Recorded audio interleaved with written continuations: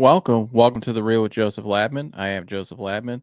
Thank you for tuning in this episode of The Real, taking time out of your day to come watch this episode. I really appreciate that. If you haven't subscribed already, please subscribe for me. I'd really appreciate that as well. That's the best way you can support this channel and help me grow my content and grow this channel to where I'd like it to be. Everybody hit the like button for me on the way in on this video today. That also helps promote this video more in the algorithms, helps grow this channel more as well. Please share this content. I would really appreciate that. My guests would as well. If you would please share this episode with someone you know that maybe is interested in the topic we're talking about today. Please leave a comment below as well. We'd love to hear your guys' feedback. You can interact with myself and the guest on the panel and the live chat as well. Whatever we're talking about, just leave a comment there in the live chat. Pop in and say hello. We'll put it on the screen for you. And yeah, without further ado, let's get to the show.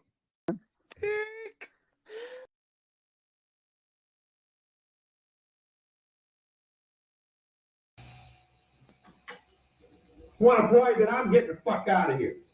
I mean, if you're not going to recover Greg Graham, if you're just going to let him drive by you, if the rest of you are going to let him catch the ball outside the 3-second lane and drive all the way in here without one guy challenging him, then I'm leaving and you fucking guys will run till you can't even suffer. Now, I'm tired of this shit. I'm sick and fucking tired of an 8-10 record. I'm fucking tired of losing to Purdue. I'm not here to fuck around this week. Now, you may be, but I'm not. Now, I'm going to fucking guarantee you that if we don't play up there Monday night, you aren't going to believe the next 4 fucking days. Now, I am not here to get my ass beat on Monday. Now, you better fucking understand that right now. This is absolute fucking bullshit. Now, I'll fucking run your ass right into the ground. I mean, I'll fucking run you. You'll think last night was a fucking picnic. I had to sit around for a fucking year with an 8-10 record in this fucking league. And I mean, you will not put me in that fucking position again. Or you will goddamn pay for it like you can't fucking believe. Now you better get your head out of your ass.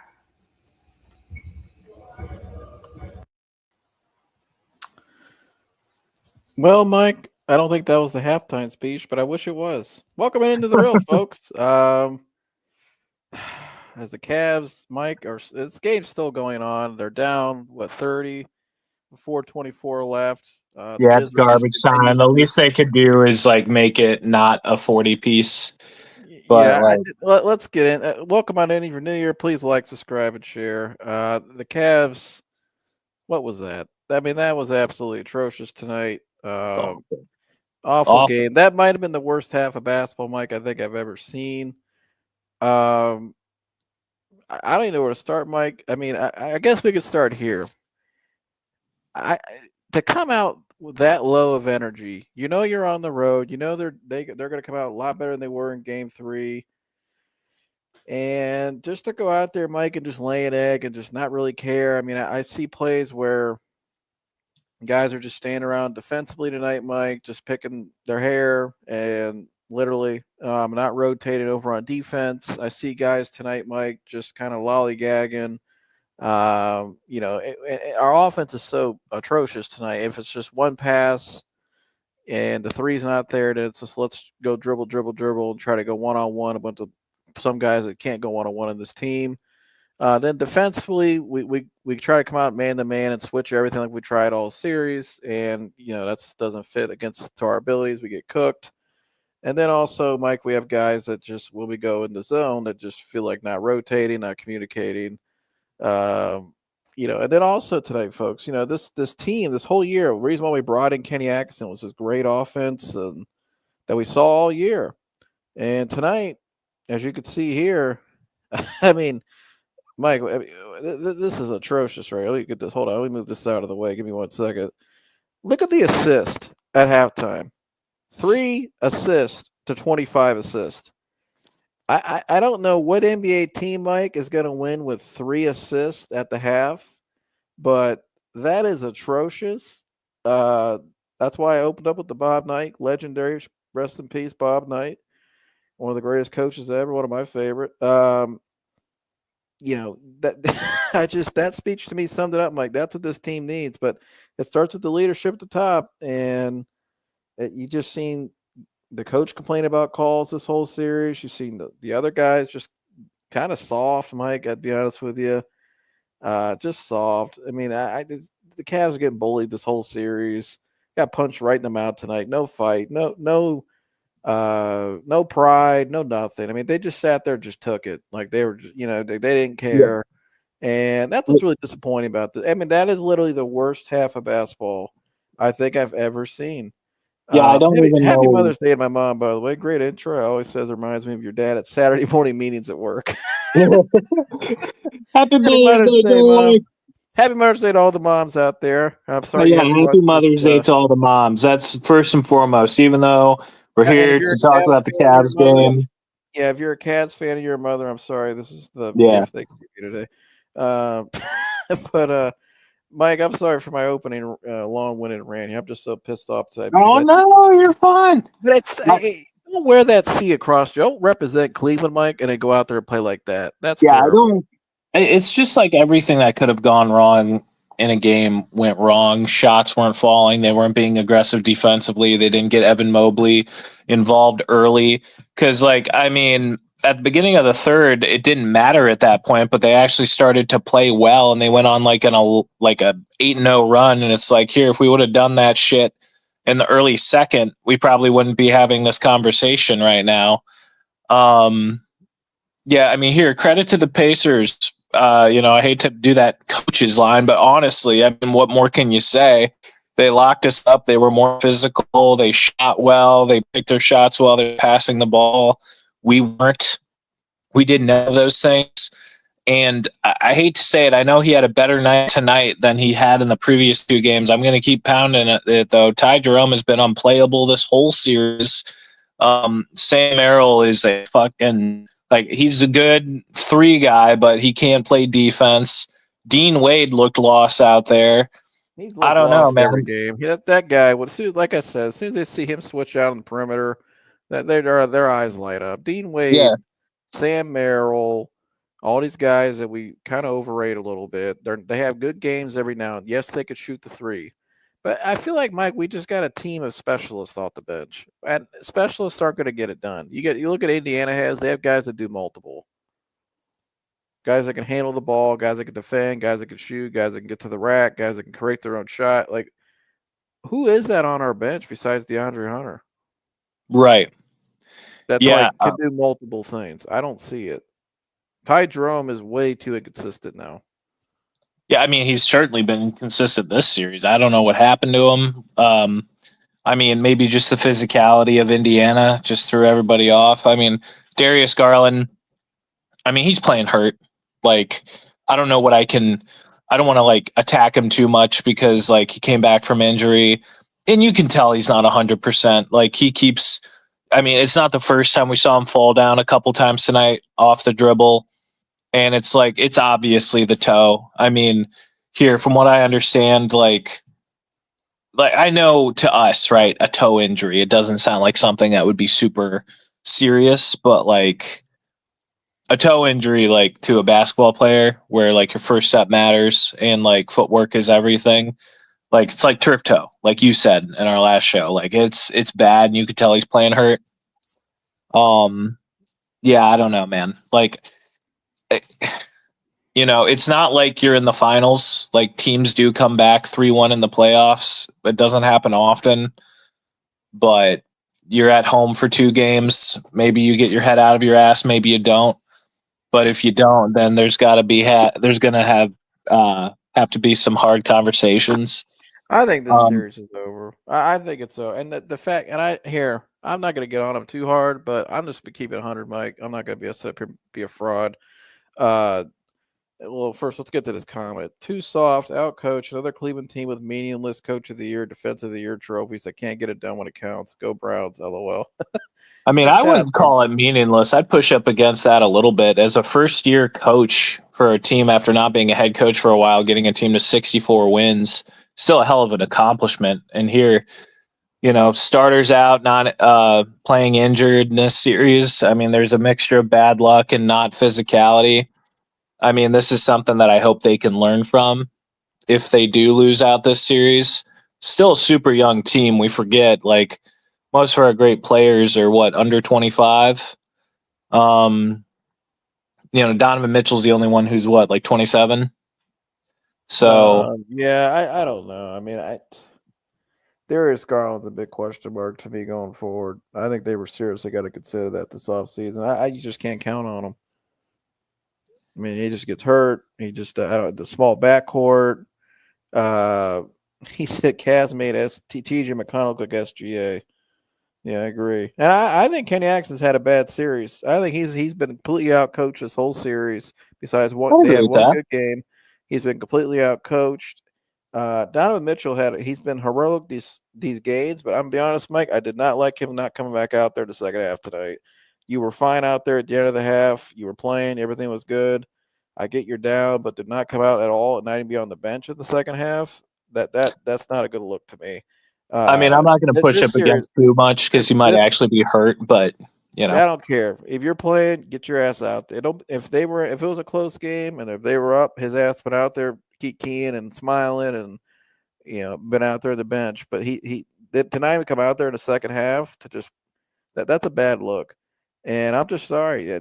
We sat up here debating about is he better than Kyrie and all this shit the last live and all that.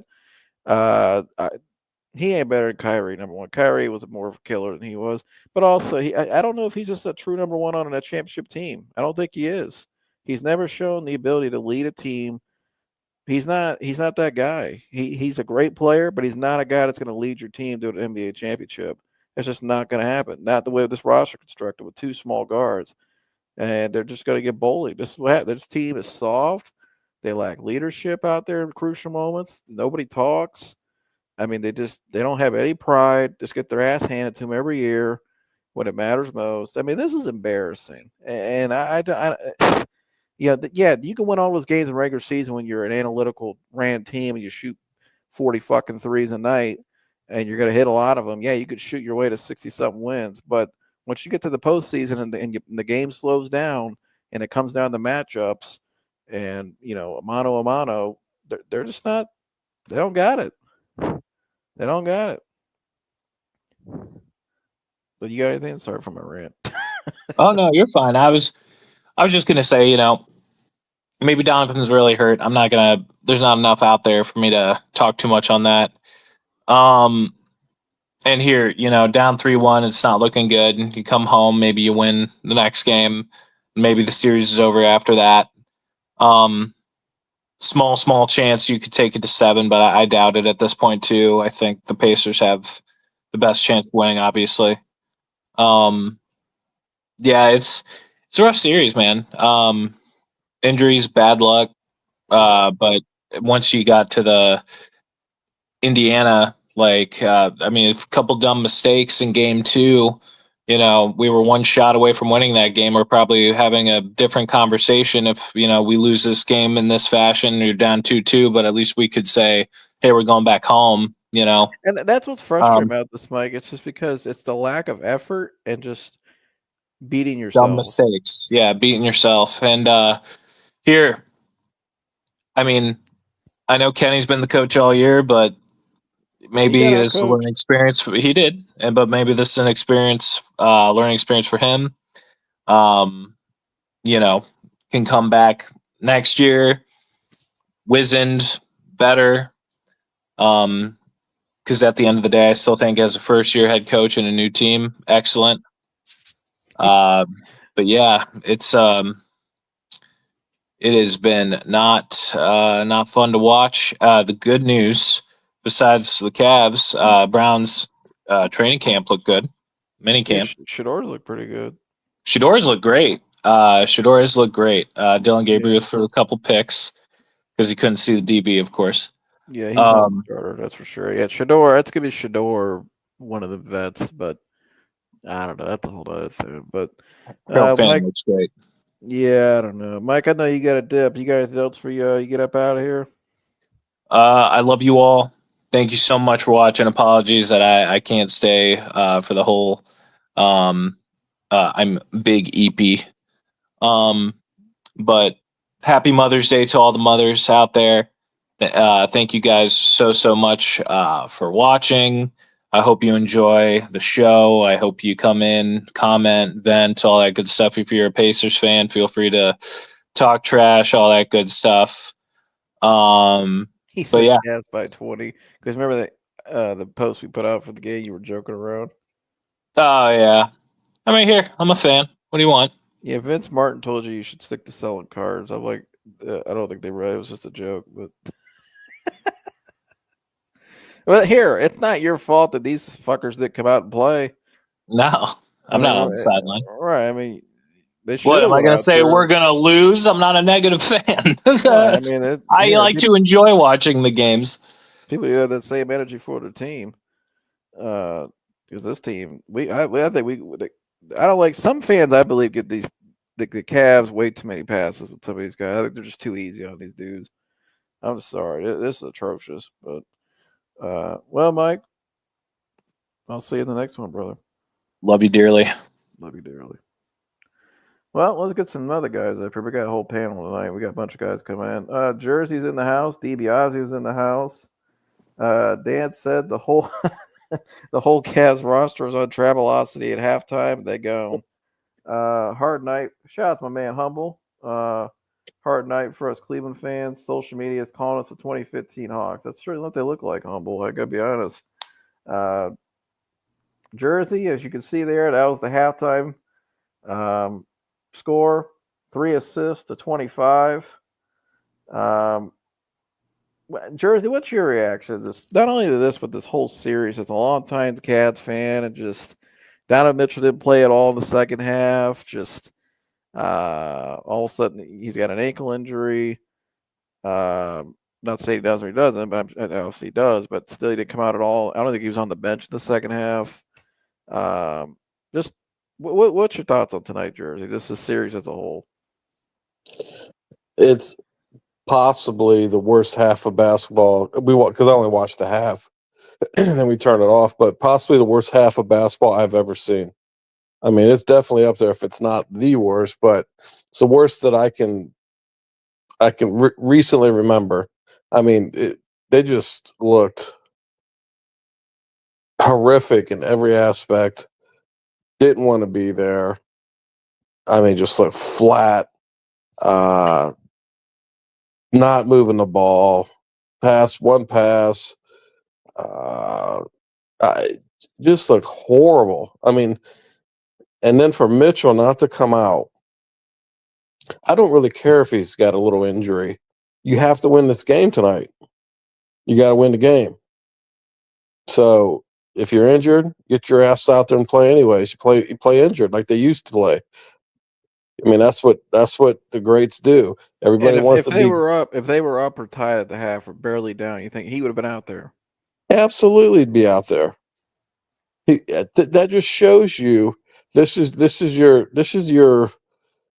number one guy out there. But this is what you get out of him. This is where I was talking about. This guy's just not your leader. He's just not going to lead you anywhere. That's just not who he is. He's not. I mean, we got people here putting this guy on a pedestal like he's Kobe Bryant, like he's just this dog out there, like he's AI. He's not. That's just not who the guy's not. He'd be out there playing right now. He'd play injured. You have to win this game. I mean, you can't go down 3-1. You can't lose by 40.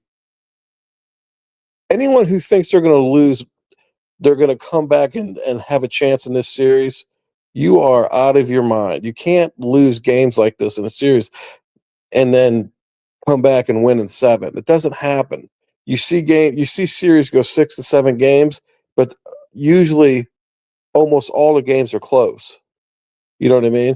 Or if a team goes down 3-1, it could happen, but all the games have been close. You've seen teams come back and do it.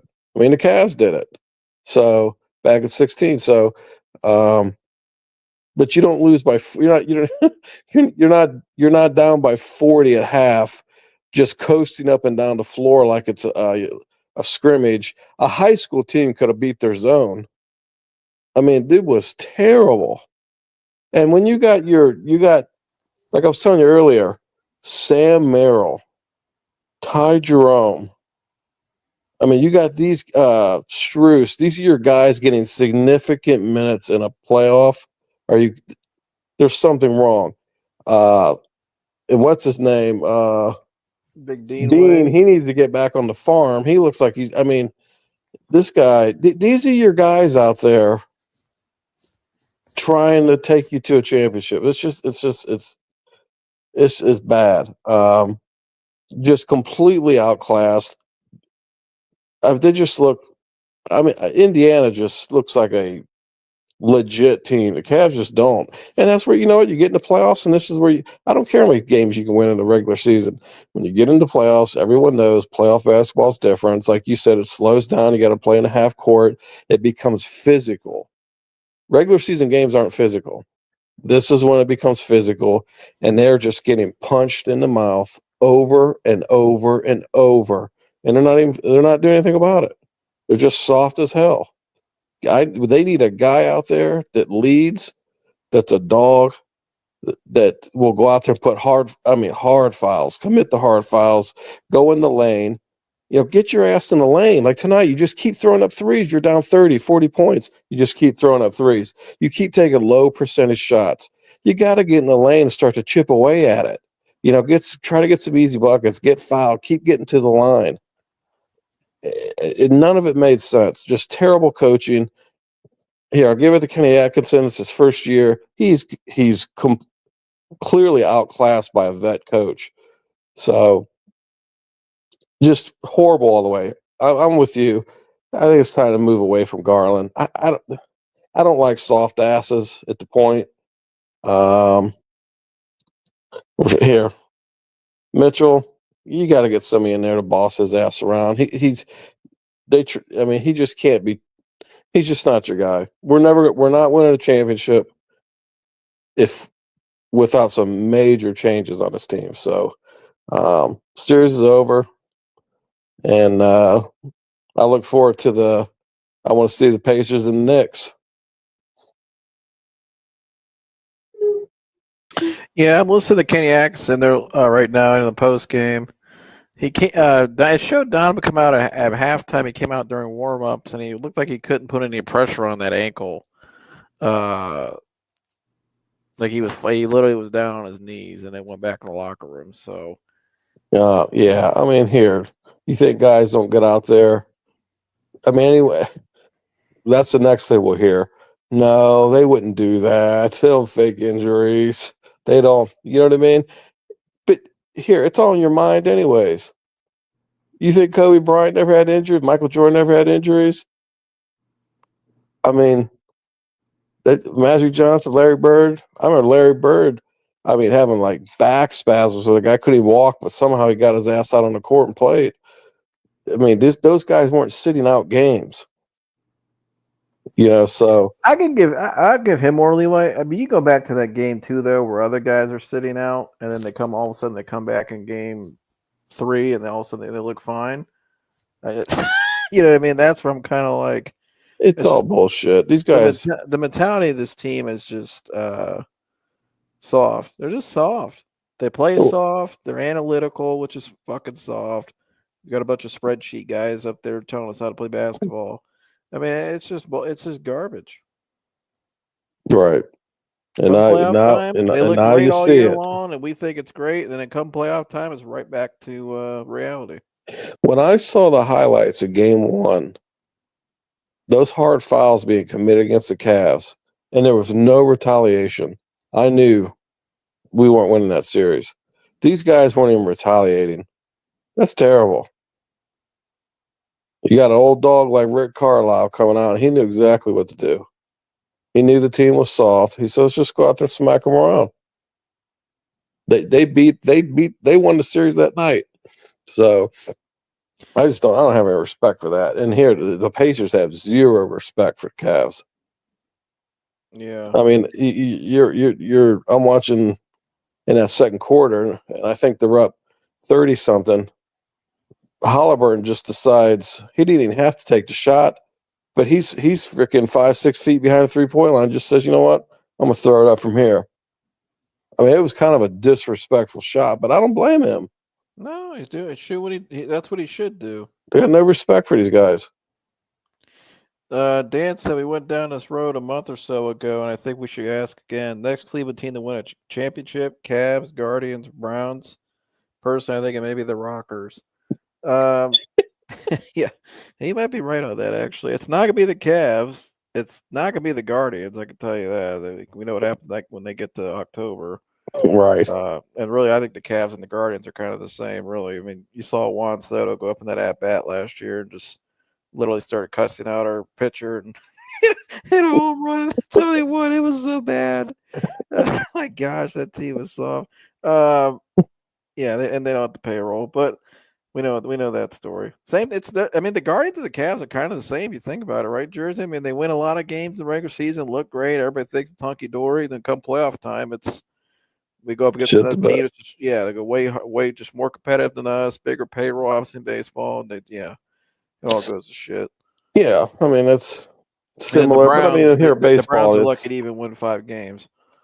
correct. I mean, baseball would be a lot different if there was if there was a salary cap. So I mean, you got to have bats. Indians never have bats. No, You know what I mean? They got pitchers. They grow the pitchers. You know what I mean? But they never. Rockers are They just. But yeah. you got to spend money to have the bats, and they just never do. Thank So gosh Ohio State won the national championship. that's shitty ass owner. What's that? Thank gosh Ohio State won the national championship. Oh yeah, right. It's the only program that actually does things correctly, from top to Mm-hmm. bottom. Humble said, "Good to hear Jersey voice tonight, man. Salute to you, OG. Al looked terrific. I don't know if he wants to be here tonight or be there tonight. Yeah, Jared Allen. I don't even heard his name at all tonight. No, I think he had. I mean, we turned it on. I think middle of the first, and I don't recall seeing him out there till like towards the end of the second. Yeah, he didn't do shit when he was out there. These guys just here. I don't This see is him. again I didn't see him playoff doing anything. basketball. The only thing I saw him do was fumble the ball out of bounds. Playoff basketball has always been physical. It's just it's different basketball than regular season. It's completely different basketball. Always has been. And that game 1, they got the hell. I mean, they literally got the hell beat out of them for real. I mean, Are you ready for this stat line? and didn't do shit. This is the juiciest stat line you've ever heard in your life. Are you ready for this? Yeah. Jared Allen, 0 of 1, 2 points. My God. This is what you got out there. 2 rebounds for the $25 million a year man. For the $100 million man, 2 points, 2 rebounds, 0 of 1, 20 minutes. That's it. You got no enforcers out there. You have nothing. That's it. That's all we got from him tonight. 1 shot, 2 points, 2 rebounds for the $100 million man. That's it. And then you got the what's $250 million man just sprained his ankle in the locker room at halftime. He's sitting out. He knows the series is over, so he's just sitting out. Did you see Parent John's sick at DG. Shout out to you, Parent John. Good to see you, brother.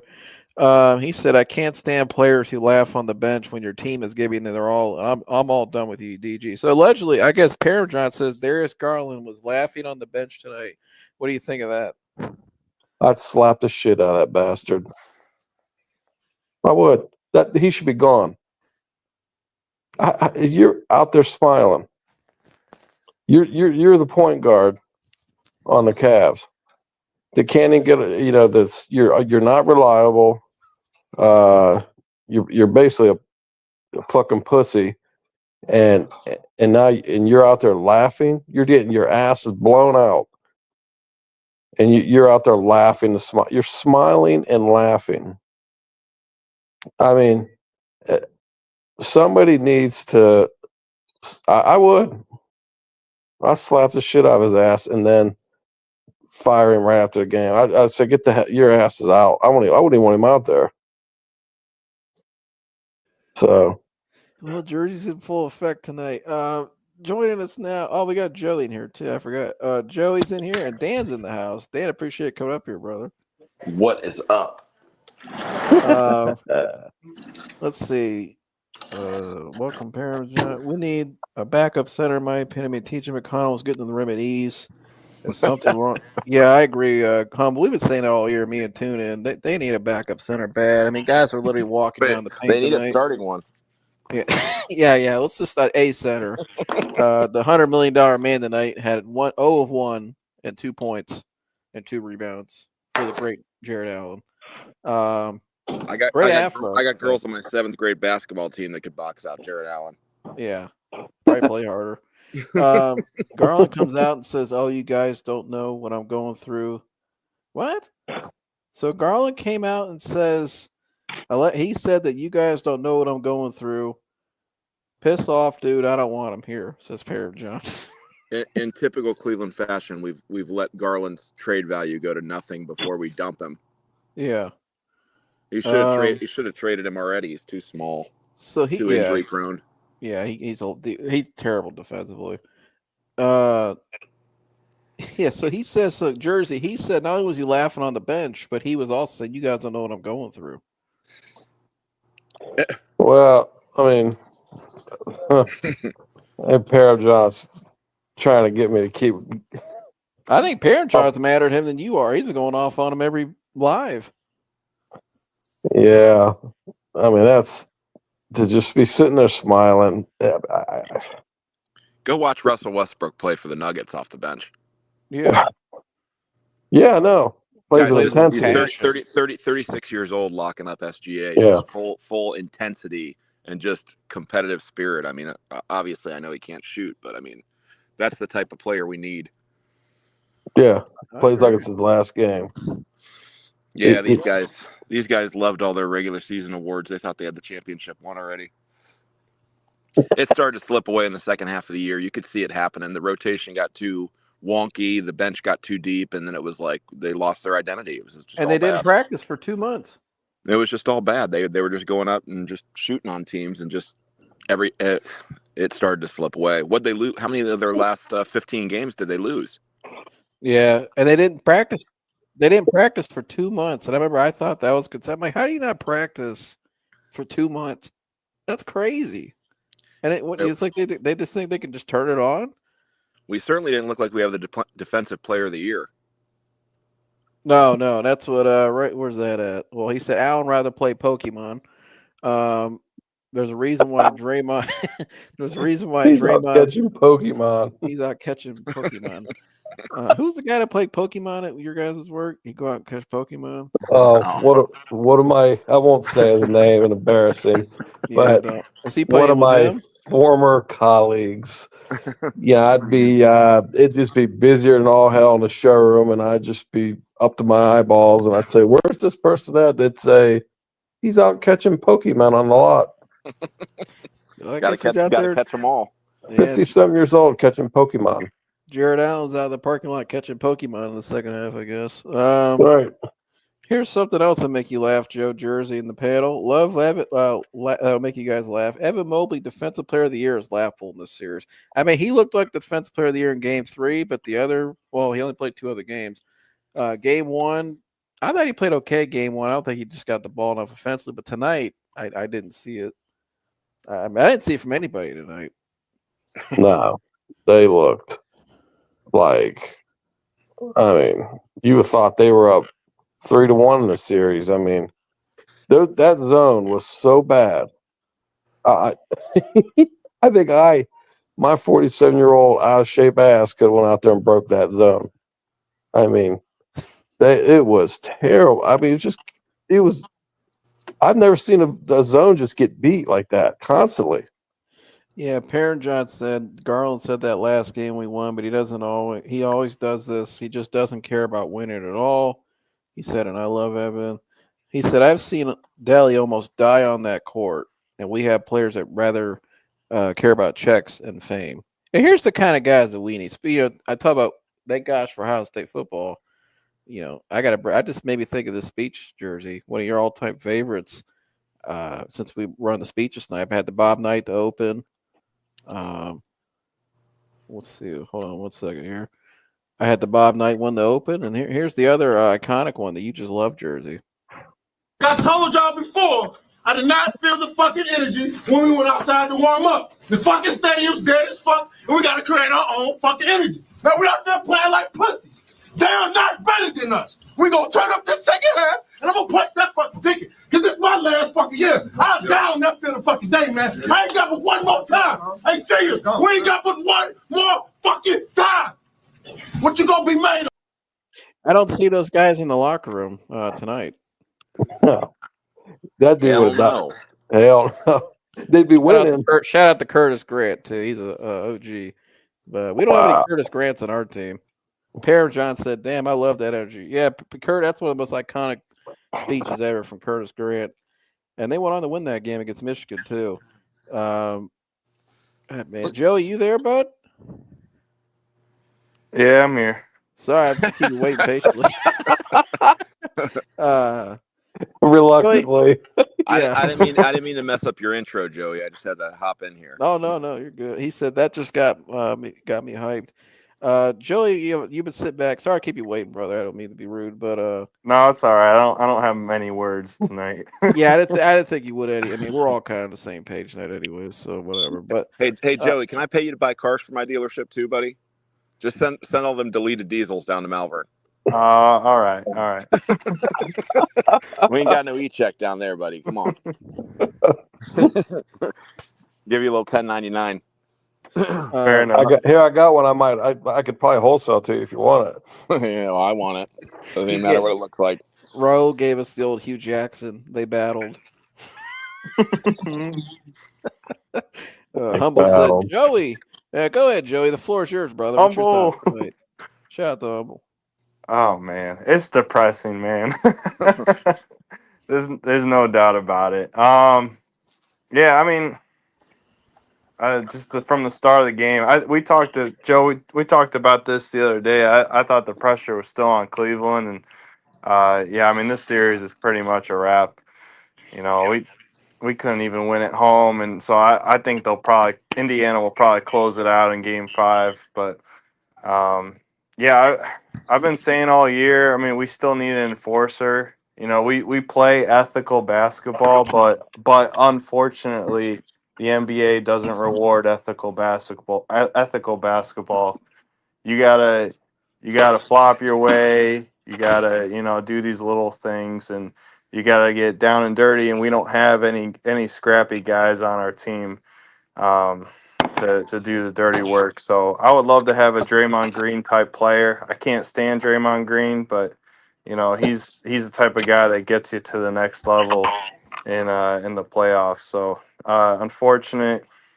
In terms of Donovan, I'm not putting any blame on Donovan. I'm frustrated he didn't play the second half, but I'm giving him a pass just the way he played this series. In terms of everyone else, I think yeah, I agree. We need to seriously look at trading Darius and retooling this team.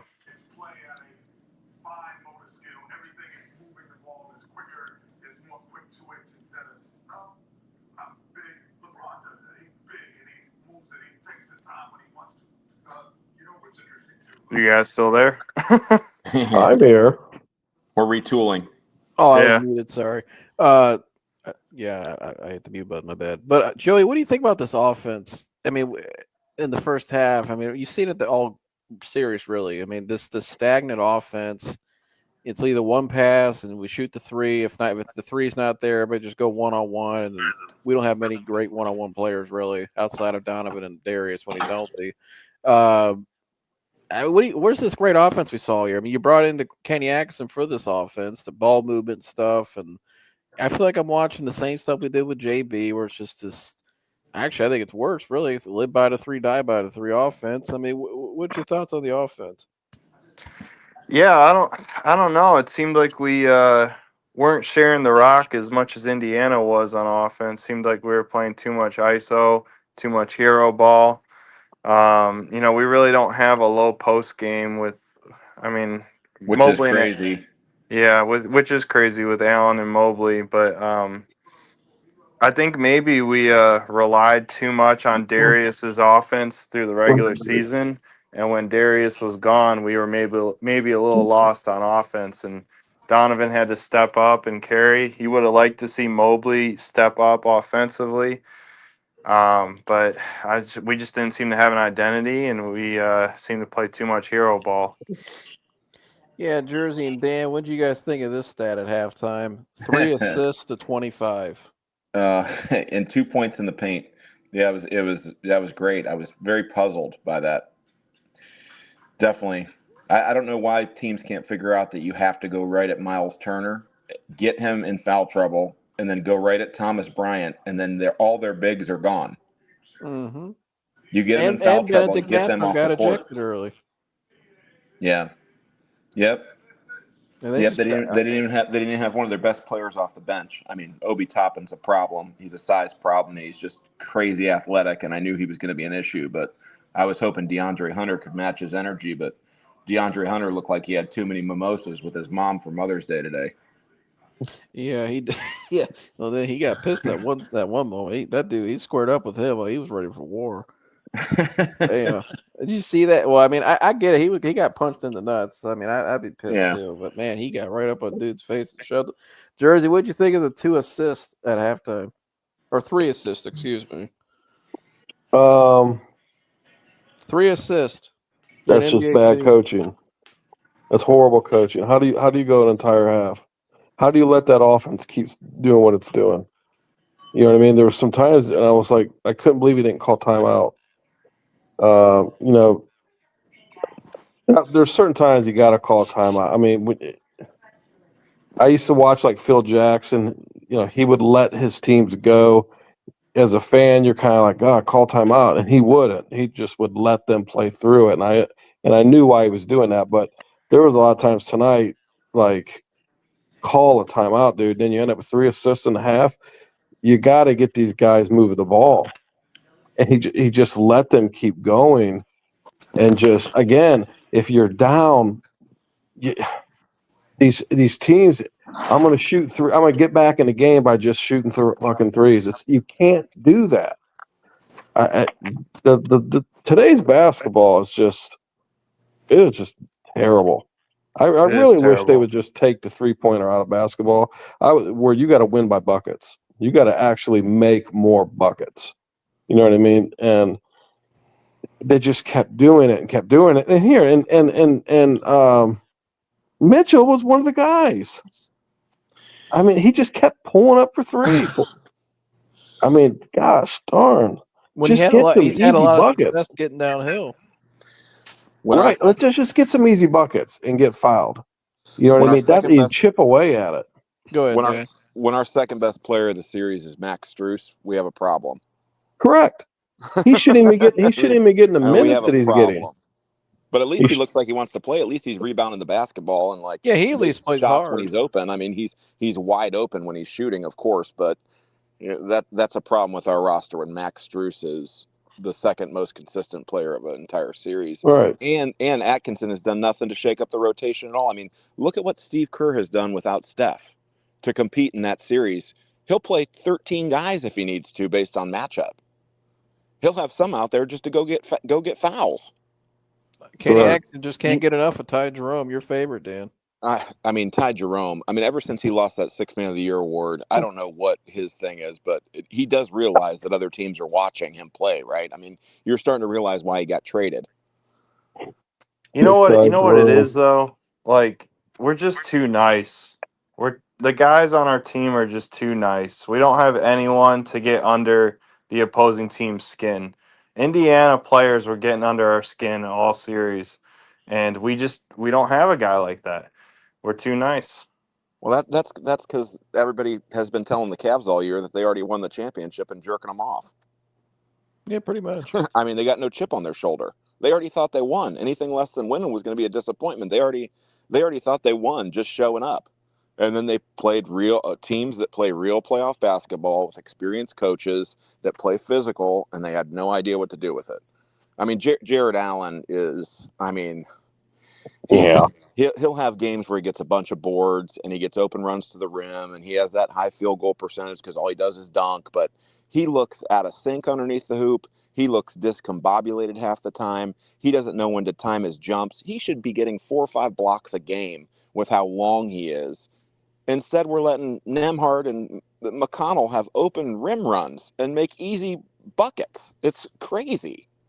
Yeah, the $100 million man tonight, Jersey. Like I said, 1 field goal attempt, 2 points, 2 rebounds. It's unbelievable. And I think it's 2 points for free throws. Yeah, they were. Well, it's just crazy that it was allowed. I mean, there's no stops and no timeouts. It just keep doing it. It's just mind boggling. I mean, we're fans and we know better. I didn't even know we could dress that many people for their playoffs till I saw Jalen Tyson step on the court in the third quarter. And get called for traveling immediately. Right. I mean, we got Cleveland Charge guys out there. Yeah, I would give Craig Porter Jr. Ty Jerome's minutes like 2 games ago. At least he plays spirited basketball. At least he can do a little bit of everything. At least he wants to be out there. Yeah, he at least defends and he can run an offense. I mean, when he was out tonight, he had 4 assists again. I mean, the guy he at least dishes the ball and plays good defense. I don't know why Kenny. I said that to the game too. I don't know why he didn't play him more, but I don't get Kenny Atkinson's rotations this series. I'm looking at the box score tonight as well. If you're coming on here, please hit the subscribe button as well. It's free. Hit the tap the subscribe button, hit the like button way in here as well, like my man Humble said.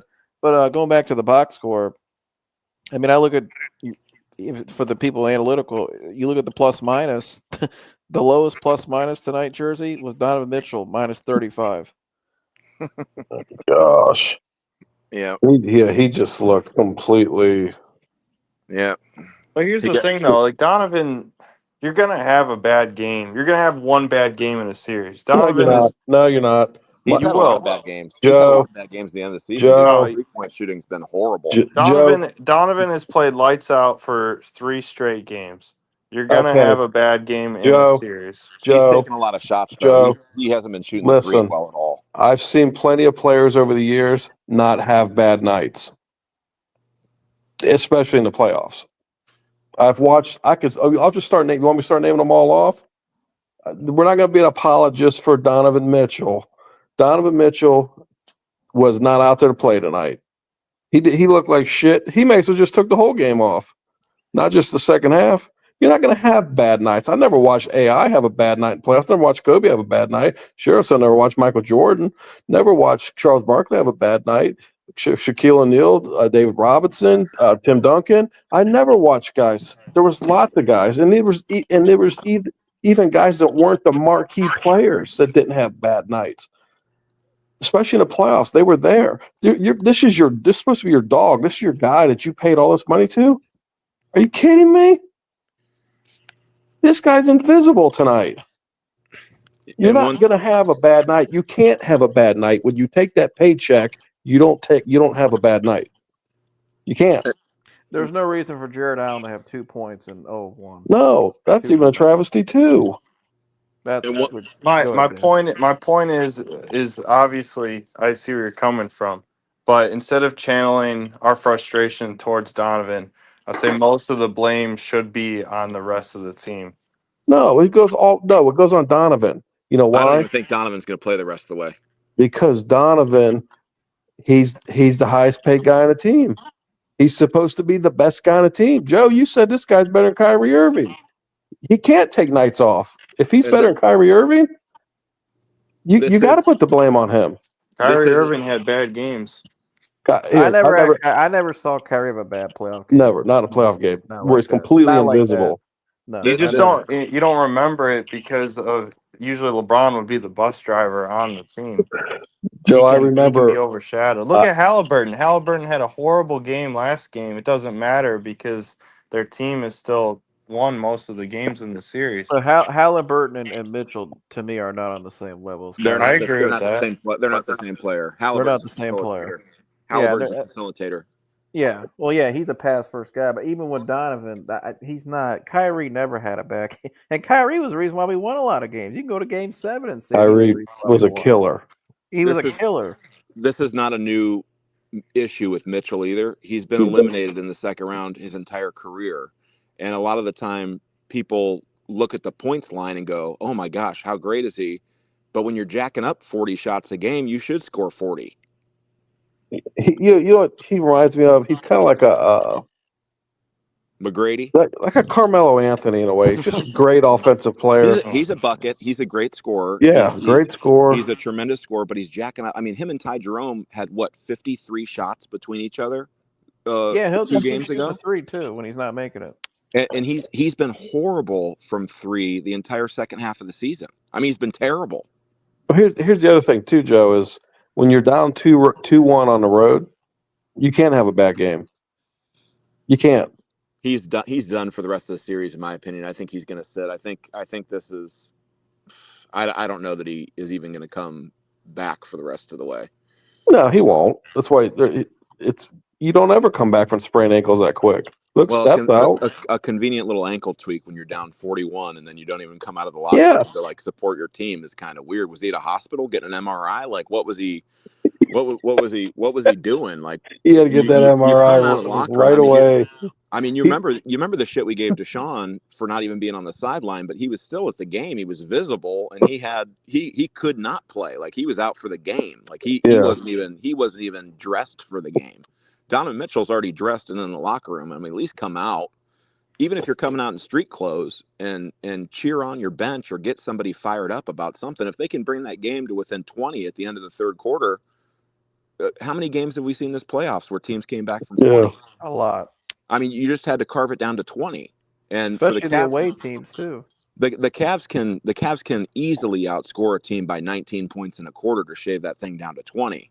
But they had that shit phoned in. They let Indiana come right out of the locker room, and Siakam took them right to the rim again and got a foul, and it was just instantly any momentum they could have was gone. Let's just call it they quit in that second quarter. Why is Ty Jerome on the floor in the beginning of this? Why is he coming out of the locker room on the court at halftime? Why is he in that opening set? Yeah, I don't. It's like Parhamjohn said. I've never seen a player lose as much money as Ty Jerome. It was just unbelievable that he came out in that set. It's just a bad decision. I mean, it's just a terrible decision. I mean, shit, bring Javonte Green out on the floor and let him get his 6 fouls real quick. Yeah, I agree. The drive, the fumble, the shot 2, and the tsunami tonight. That was just it's. Yeah, these guys they're enabled, but they're enabled for this shit. It started when you had load management. It's okay. They get passes for it. It's no one. Yeah, we'll just shut it down for a game, or my toe hurts. I'm not going to go out. That shit didn't go on back in the day. You couldn't do that if you were a player. You could not do that shit. You got held accountable, and you wouldn't get paid. I mean, you weren't getting your next contract. And these guys today they're just soft as hell. Here, Rick Carlisle, you can tell Rick Carlisle played for those 80 Celtics teams. I mean, look at the physicality of those players. I mean, that's just Joe DiBiase. Just go back and watch some of those 80s Celtics Lakers series. Go watch the Bad Boys. You know what I mean? You tell me these guys weren't hurt. These guys were hurt. But they were out there inflicting pain on the other team, man. And Rick Carlisle's team, they're taking on his mentality. Look at what coaches like Popovich and Kerr have done over the years with role players. Well, Popovich, I don't think Popovich did a damn thing after Duncan. I got a brain fart. I'm tired. Power forward. Tim Duncan. Once Duncan was gone, he hadn't done shit. But I get what you're saying with some of the role players, the way he moved them around. They had a run with Kawhi and Ginobili though, and Boris Diaw and those guys. Oh, I know that. I just feel like once that era was over, I don't know. That's who Ty Jerome wants to be, is Manu Ginobili, and he ain't it. No. But he did. But I'll give you that. Popovich did do a great job with his rotations with role players and around Duncan and. But The saddest thing is this was the year for the Cavs. This was our chance because you're going to see some super teams built in this offseason that we're not going to be able to keep up with. There's going to be some super teams built in this offseason. If Giannis goes to the Spurs, what are the Rockets going to do? They're going to get rid of Jalen Green and they're going to insert Durant into that lineup? Yeah, Kevin Durant is going to go to the Rockets, and you're going to see some super teams built. Now, what free agents are going to want to come to Cleveland? Hell, if LeBron they're goes never to coming to Dallas with Cleveland. Kyrie and AD, I think they're better. When Dallas is fully healthy and constructed, they're add LeBron to that mix with Kyrie and AD. Why not? If he, I don't think he's going to leave, but I mean, who knows? Well, they could add somebody else. This was the year. This was the year for the Cavs, and that's the saddest part. It was a short window. It was right now. The problem is the world told the Cavs they already won. The world was telling them they already won. Number one in offense, number one in defense. They already won, and then they got to the playoffs and they played real playoff basketball. I mean, don't count the Heat series in that. But no, the Heat quit. But what Tyler Hero said to Darius Garland is true. When he called him out, said, "Don't be talking shit. You don't even play defense." Well, yeah, and that's another thing. Darius called out Tyler Hero, didn't even play the next game. Yeah, and then got a toe injury. And I don't even think Darius Garland should be playing right now on his toe. But I mean, I don't know. You would think they'd run the offense through Mobley, knowing that, but instead they're letting him rely on getting double teamed and getting him the ball late in every possession. And I mean, just throw it down to the block. I mean, my gosh, it's simple. Yeah, I think they got to he said, Perrin John says, quote, I would fire Kobe Altman if I was Dan. Can't keep trusting a clown that keeps thinking we can win like this. What do you guys think about that? Oh, my gosh. What do you think, Joey? Would you fire Kobe Altman? No, I wouldn't. Can we just throw a jersey on Myles Garrett and have him come in and get his 5 or 6 fouls? Yeah, get him down and bang down on the post. Right. That's some physicality. That'd be a rim protector right there. You certainly wouldn't have an old ass TJ McConnell driving the lane. I mean, that was horrible. If he does one just more walking turnaround to the basket. I mean, turnaround bunnies, it's unbelievable. It looks like a layup line. Literally. I don't think I'd fire Altman. I mean, you look at what the Cavs have done really purely through drafting players. I just think you can't get those marquee players here. I mean, if LeBron was never from Akron, we wouldn't have. I mean, it would have never happened. You know what I mean?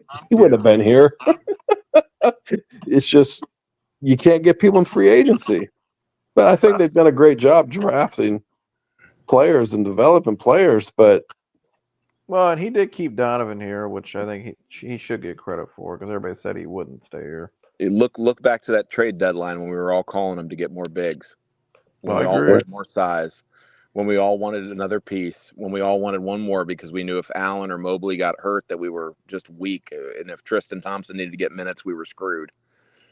The minute Tristan Thompson stepped foot on the court in the third quarter, the series was over. That guy is a fucking bomb. I mean, you want to talk about just an all-time towel waiver. Well, you know it too. Why you give me? You know I'm going to start on this asshole. He is a fucking loser. I can't stand that guy. I mean, I wish we had a James Johnson coming off the bench that the whole crowd is cheering for because they know he's gonna contest every shot and he's gonna get in foul trouble. They were cheering him when he threw up an air ball from 3. I mean, he was like a fan mascot coming out there. 37 years old. We need a guy out there like Udonis Haslem. We need that's exactly the same guy. Yeah. Who loves the organization and keeps that standard. Yeah, just a straight enforcer. I mean, he was the guy. Even when LeBron was there and Dwayne Wade was there, Bosh was there, Udonis was the guy. That was the boss of the team. You know what I mean? He got in Jimmy Butler's face, and he almost fought Butler on the bench. It was Pat Riley. Butler was going off on was being shitty with Spoelstra, and UD got right in his face. Yeah, UD was always physical. I mean, he was just a grinder. I mean, he was just. I loved watching him play He's just an basketball. honorable teammate, a player. Yeah, I mean, that's the kind of cat they need out there, man. Look what Verjao did for the Cavs back in the day. I mean, Mm-hmm. that guy couldn't make a free throw, but he was a fan mascot because he'd come out, slide on the floor, contest every shot, try to he was just hustle and energy. Yeah, He said they got number to one. do. He said number one seed that lost to a 5. That's so sad. Changes need to be made, or else fans will not care.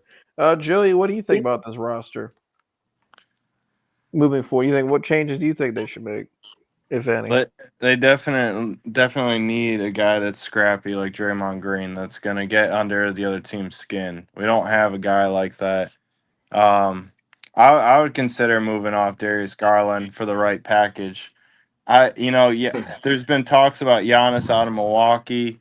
I wouldn't do Garland and Mobley, but I would consider Garland and Allen for Giannis if Milwaukee would entertain that. I don't think they're entertaining that.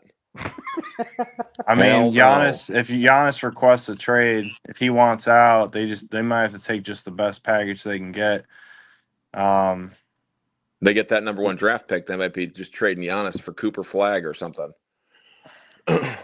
Yeah, maybe. I mean, although Cooper Flag's staying, isn't he? What? Is Cooper Flag staying in college? No, he's coming no, he's coming. He's coming out. Yeah. But it'll be interesting off season. I mean, I disagree with Dan. I don't think this was a 1-year shot. I mean, our roster is still pretty young. I think there's just a few things we have to retool. I wouldn't mind bringing Ty Jerome back because he's probably going to be a lot cheaper. He just had a horrible playoff series, but he did a lot for us this year.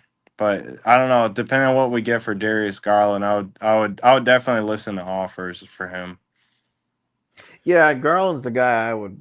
I mean, there's only 2 guys I'm bringing back for sure. That's Donovan Mitchell because I just signed him, and Evan Mobley. I still will roll with Evan going forward. I think Evan's fine. Outside of those 2, I'm building around those 2, and I'm getting a bigger point guard. I don't want to see these. If Kobe Allman thinks these 2 small guards is what's going to win the championship, I don't believe that. I just think they're going to constantly get harassed by teams like Indiana with bigger backcourts than us and just get bullied and get picked on. And they're not going to have enough energy to score the points they need to score because they got to use all their energy on defense.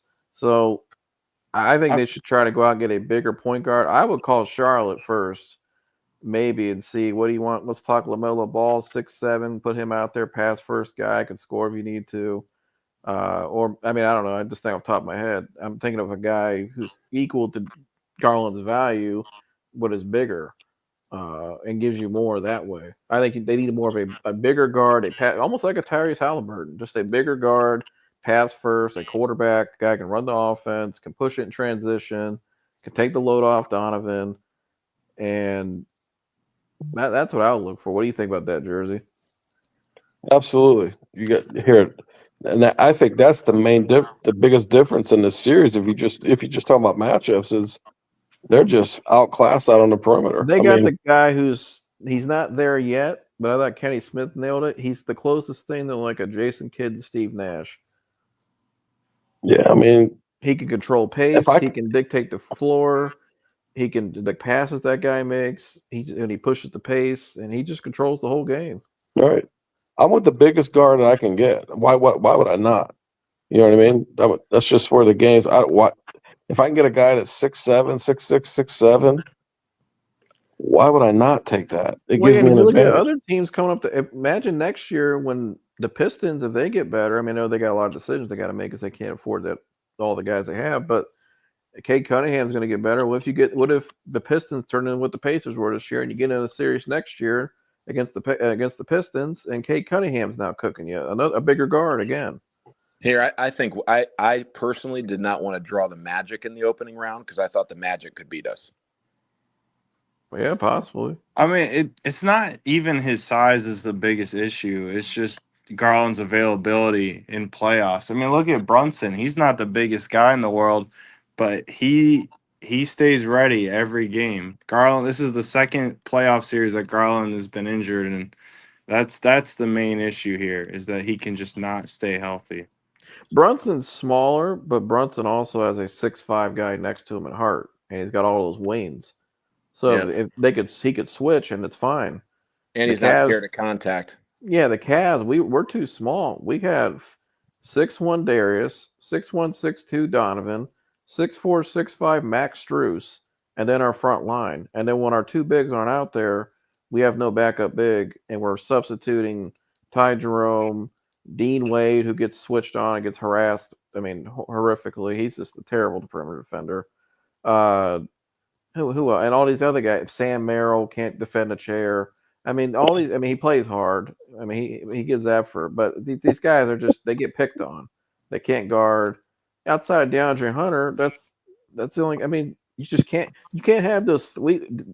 Kenny Axon loves to play these three small guards, but I get it because if you look at his roster, he's kind of like, well, these are the only guys I have that could generate points and kind of move the ball around. So again, that's going to go on management. They got to build a better team that's constructed where it's more balanced, and your guys aren't getting harassed defensively or getting picked on. And size-wise, you can compete with these other teams in your conference even. Yeah, I think when we look back on this series, it's going to be three things. Kenny Atkinson was out coached. Injuries obviously played a big part of it, and just Donovan not getting help from the guys that were healthy. Those three things just killed us. Yeah, I think if we were all, I still think if everybody was healthy, we'd still lose this series. I mean, I think it's just a bad matchup. They set the tone in game one. They literally beat the living hell out of the Cavs. And we would have won game two if we had Mobley. There's no doubt about it. Well, I don't. Well, I don't know, but we still lost the series. We're just completely outmatched. We didn't play them well in the regular season. No, we didn't. I mean, I don't think we would have won this series. I think it's a bad matchup. I just think, and you look at the game too. Even I mean, they let them. I broke the film down on that, and I showed in the film. You watched the fourth quarter. They let them back in that game because of bad offense. Max Strus is out there trying to do a reverse layup in the fourth quarter. That's how our offense was. Max Strus going 1-on-1 for reverse layups, and then even that play at the end. You know, the inbound pass that Strus threw, it really wasn't his fault. It's the same inbound pass they've drawn up all year. It was Ty Jerome just getting bullied by Nembhard, who basically swam him like Myles Garrett does people and stole the ball. And then that rebound as well, we had Jared Allen out there rebounding and two guards down in the box trying to get a rebound. We had Max Strus, I think it was Mitchell down there. When we had D. Wayne had 10 boards that night, you didn't even substitute him in to get the rebound. And we wonder why we gave up that rebound there at the end of the game. I mean, I just don't. Kenny Atkinson this series too. His rotations has been terrible. It's like the point you made, Dan. All our coaches here, they win all these coaches of the year and all this stuff, and then when it matters most, Yep, they don't show up.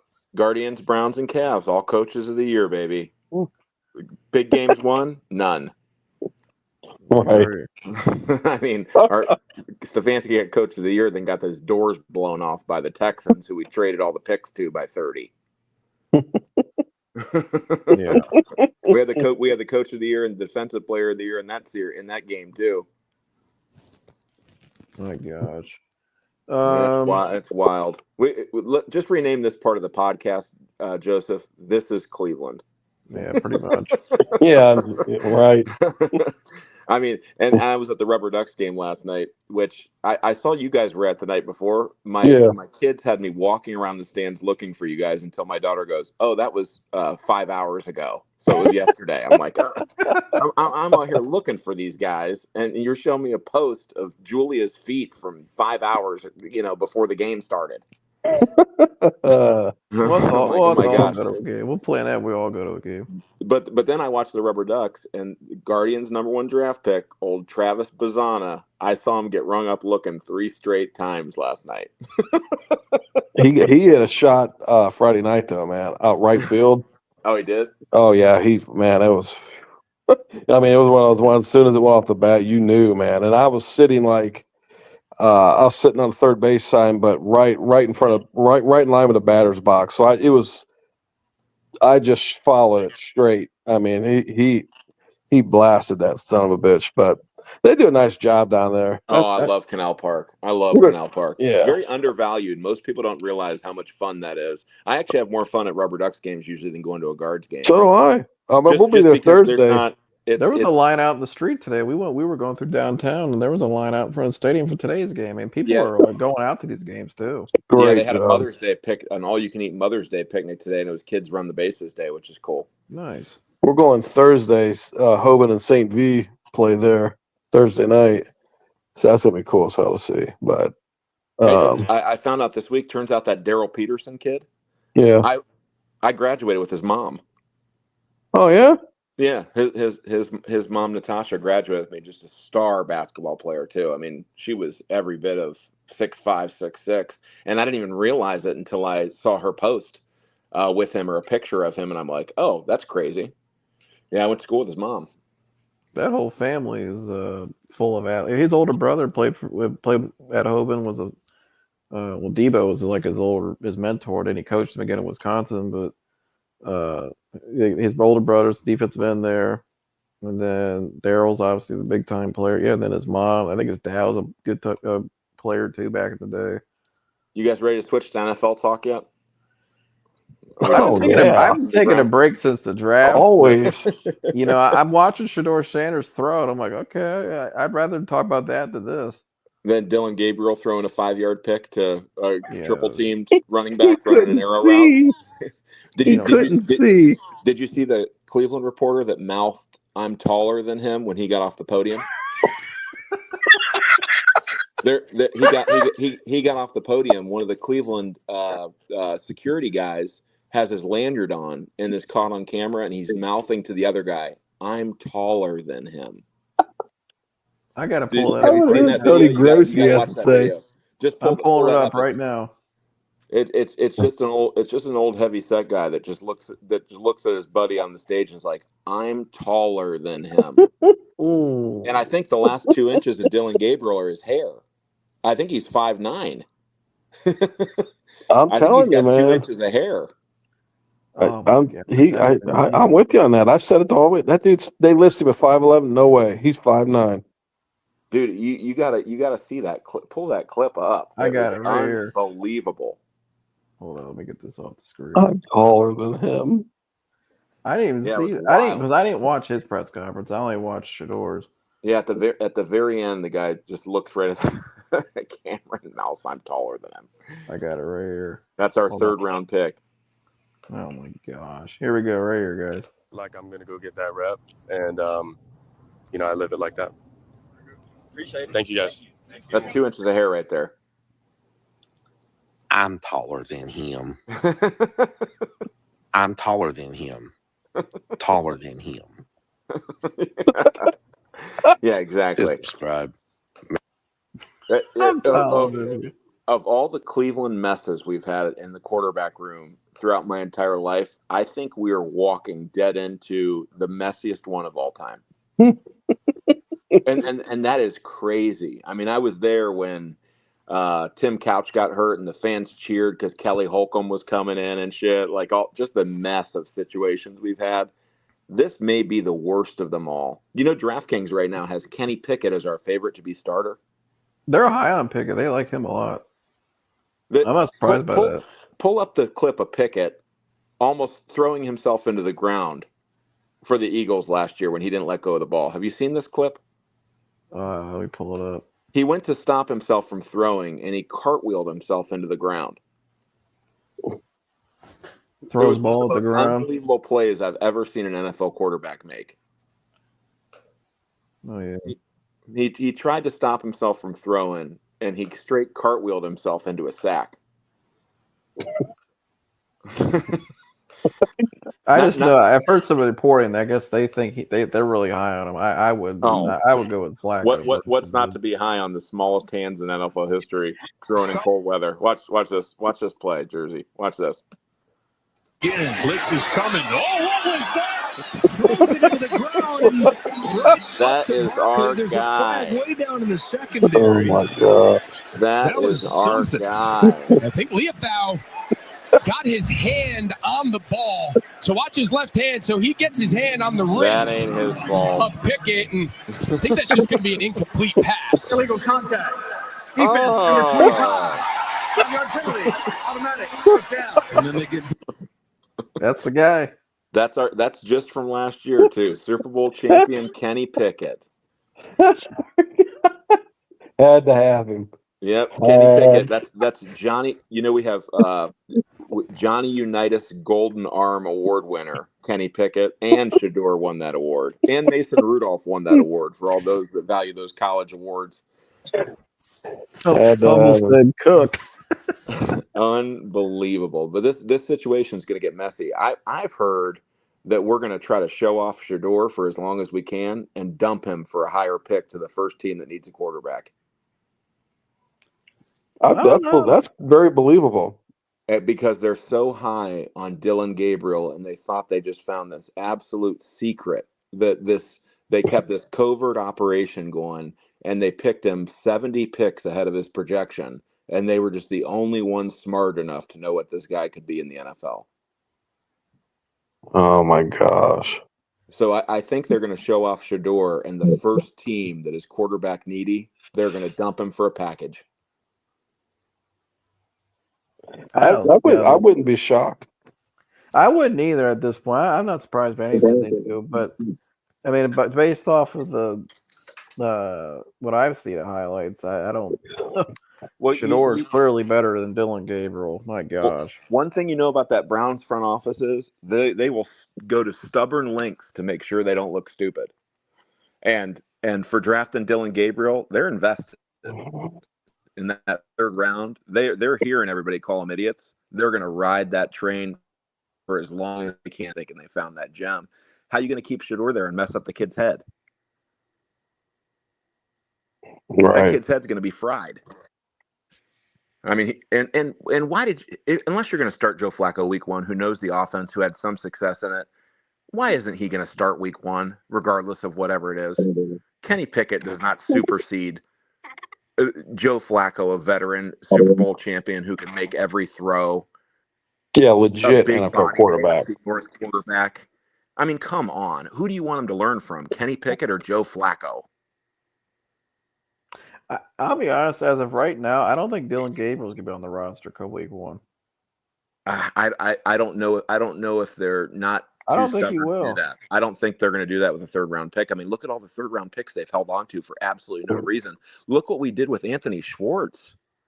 I get it. I just don't think he's going to outplay. I don't think he's ever going to outplay Shador. I mean, Jersey, you saw the highlights of both. We watched it last night at Lanes.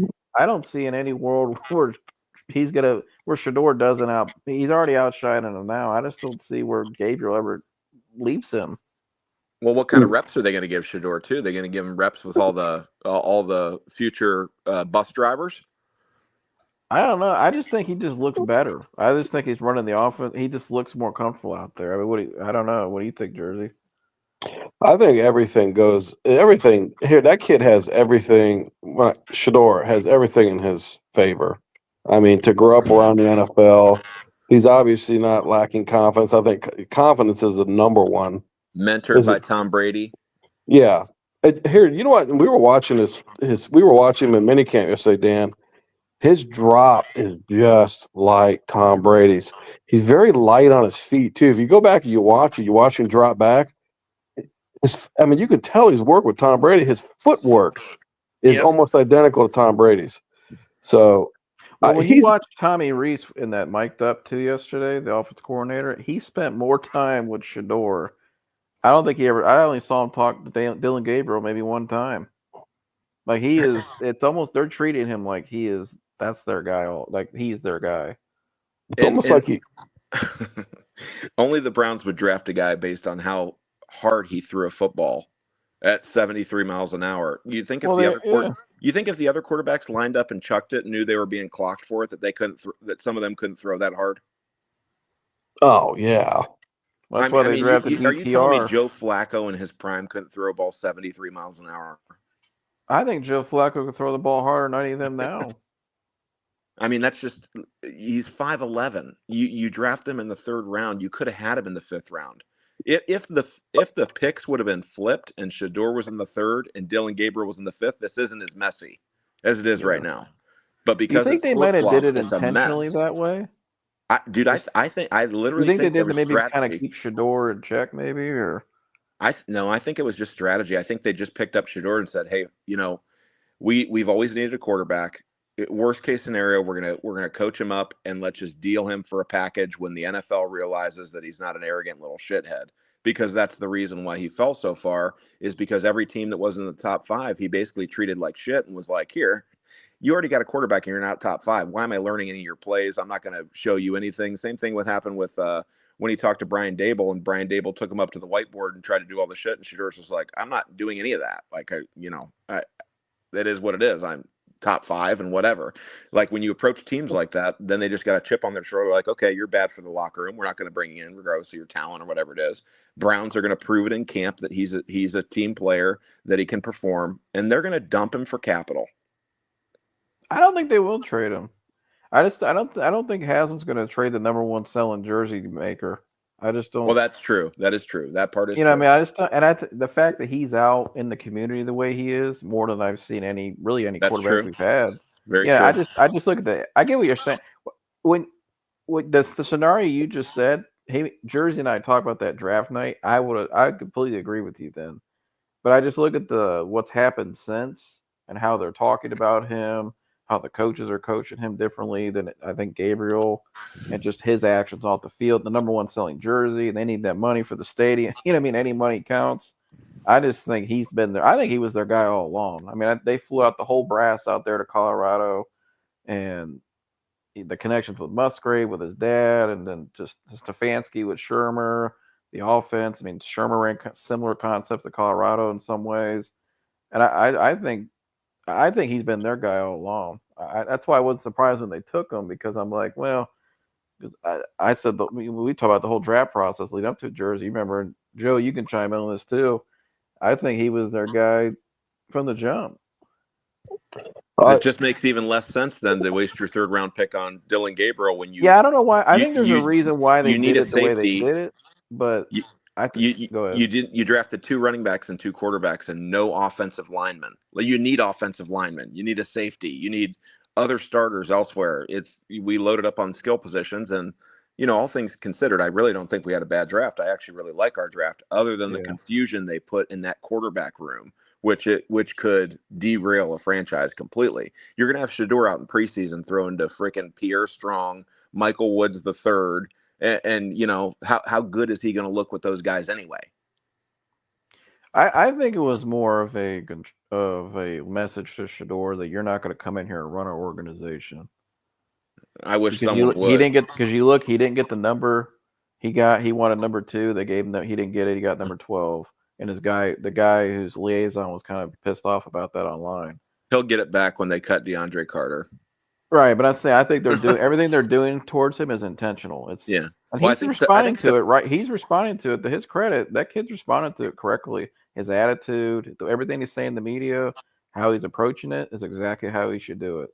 And I think he knows if he plays his cards right, he'll get everything he wants in the end. Doesn't Stefanski have some weird thing about rookies wearing single digits anyway? He doesn't let rookie players wear single digits.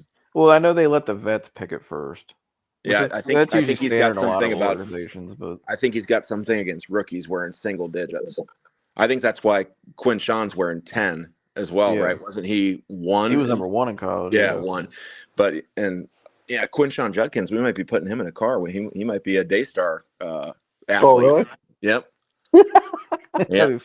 Old Q going in the old Daystar ride. He's gonna love the scenery in Malvern. New scenery too. You guys all moved in? Yeah, we're fully moved in and got all the cars and stuff moved over on Friday, and tomorrow's our first official day once the computers and phones are hooked up in the new showroom. So I'm gonna come down and check it out. Yep. But yeah, the Browns. This is gonna be an interesting Brown season. Very interesting preseason. The preseason games are going to be packed. I'll tell you that with this controversy. Oh yeah, you're going to have a half of Gabriel, half of Shador. Training camp.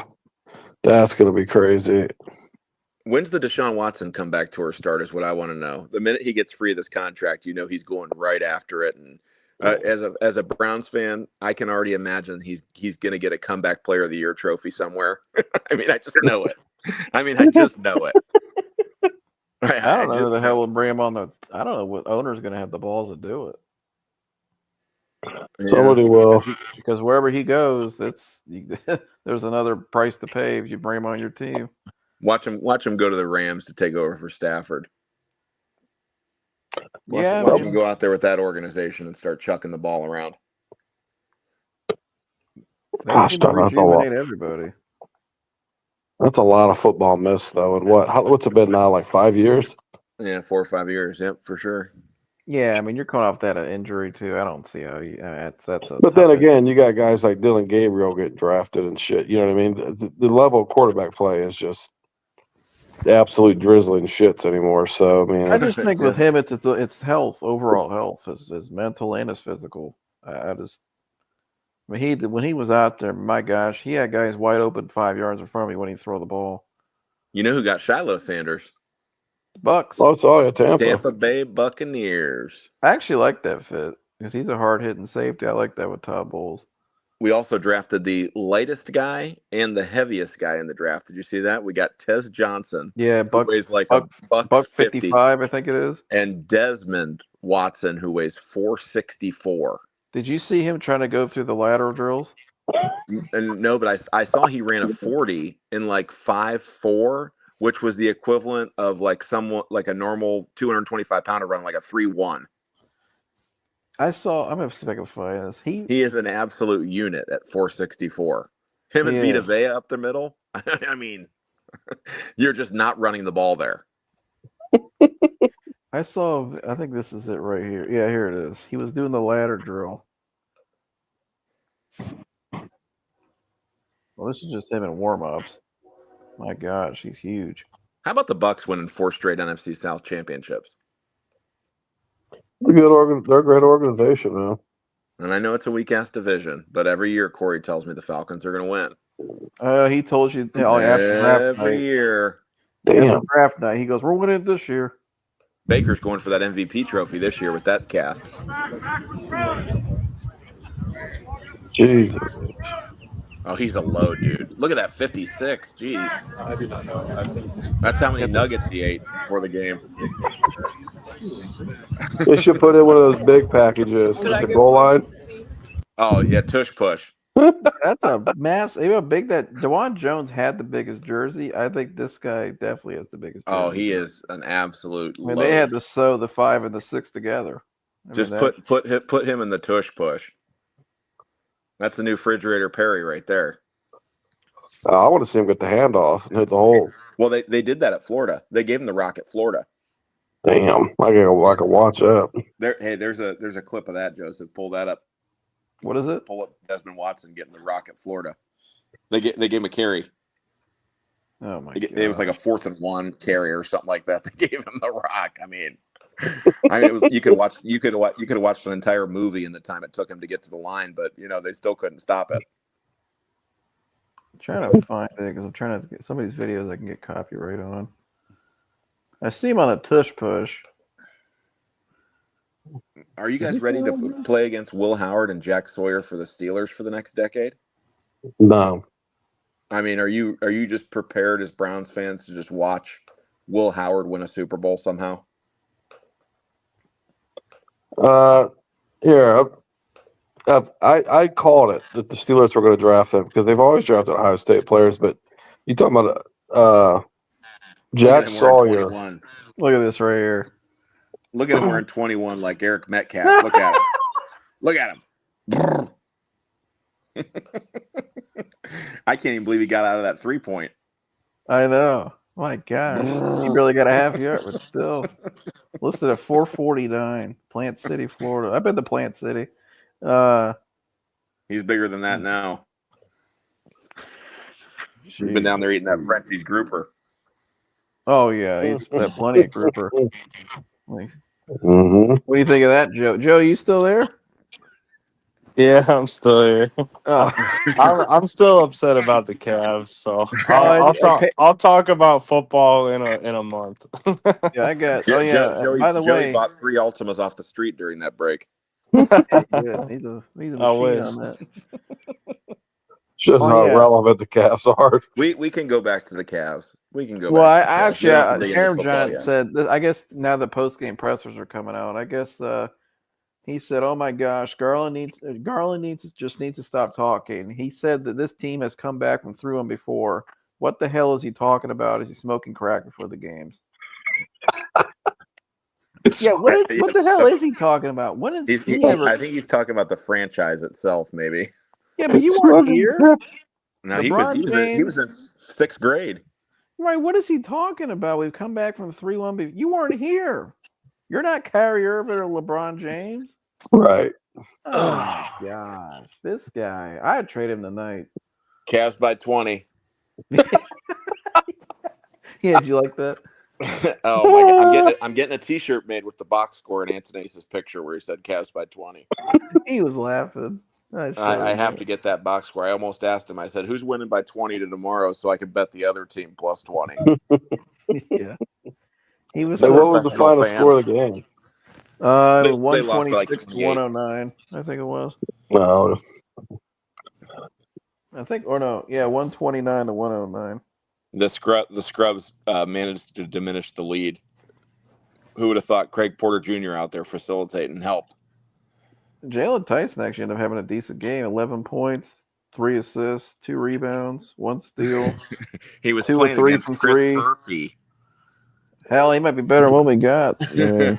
Jalen Tyson could play better than Ty Jerome. I mean, I'll take it. I think they need to make Max Strus the 6th man.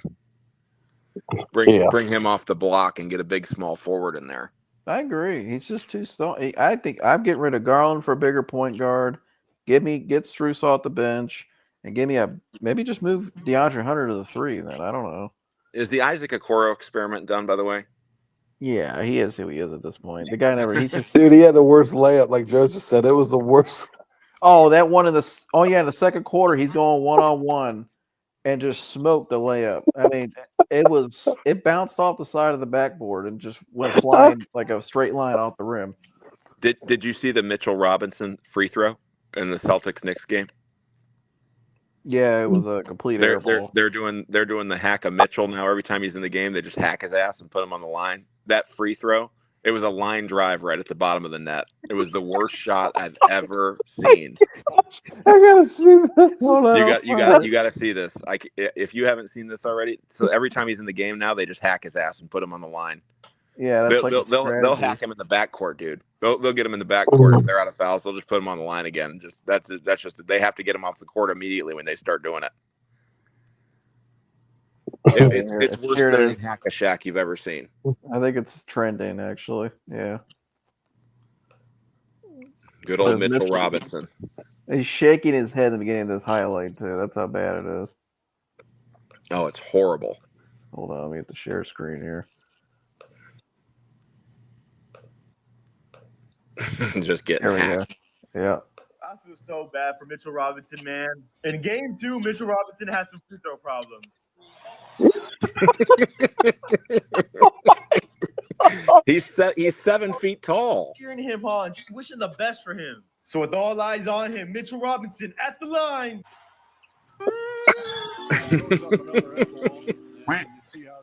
I feel so bad for Mitchell Robinson, man. I mean, at 7 feet tall, it's like playing Papa Shot. You're like shooting down on the hoop. That would be hard to do. Well, I don't know how. I mean, I could go up to the school Joy works at, and every elementary he missed everything. They'd all hit the rim. And that guy's probably on a $20-30 million contract. He said, they played the SpongeBob music. Yeah, oh my gosh. Best for him. So with all eyes on him, Mitchell Robinson at the line. Oh, dude. Last night at the Rubber Ducks game, it was fireworks night, so there's usually like a 30-45 minute wait between like the end of the game and it getting dark enough for fireworks, and and the crew there does a good job of coming out and like keeping the crowd entertained, running games and stuff like that. Well, there was this whole row of college kids, like 2 rows behind us, that were just loaded up on beers. And here comes this 7-year-old girl out to shoot at this Fisher-Price hoop, and she just has to make a shot from probably about 8 feet away to win a T-shirt. She throws this ball up and misses completely, and the guys behind me yell, "Air ball!" I mean, she's just a 7-year-old girl, just probably 25 feet from him. Like, my gosh! Thank gosh her dad wasn't there. And these are the same guys that are making excuses for all the Cavs players tonight, probably. Yeah, it's Hairball. Hairball. So 7-year-old. Everyone tried to make it a foregone conclusion. We were going to play Boston, and then we were going to go play for the championship. And no team in the league could beat us. I mean, what would the Thunder do to us in a series? Sweet. What would Anthony Edwards do to us in a series? And Julius Randle is a bully down low. Yeah. And Rudy Gobert, who he's playing pretty well these playoffs, I think. I mean, they probably destroy it, especially with Naz Reid off the bench. Yeah. He said thoughts on on us maybe wiggling our way into Tommy DeVito. Yeah, Tommy Cutlets. Yeah, Tommy Cutlets. Bring him in.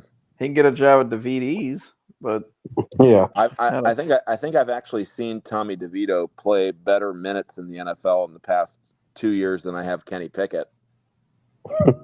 I mean, Kenny Pickett is awful.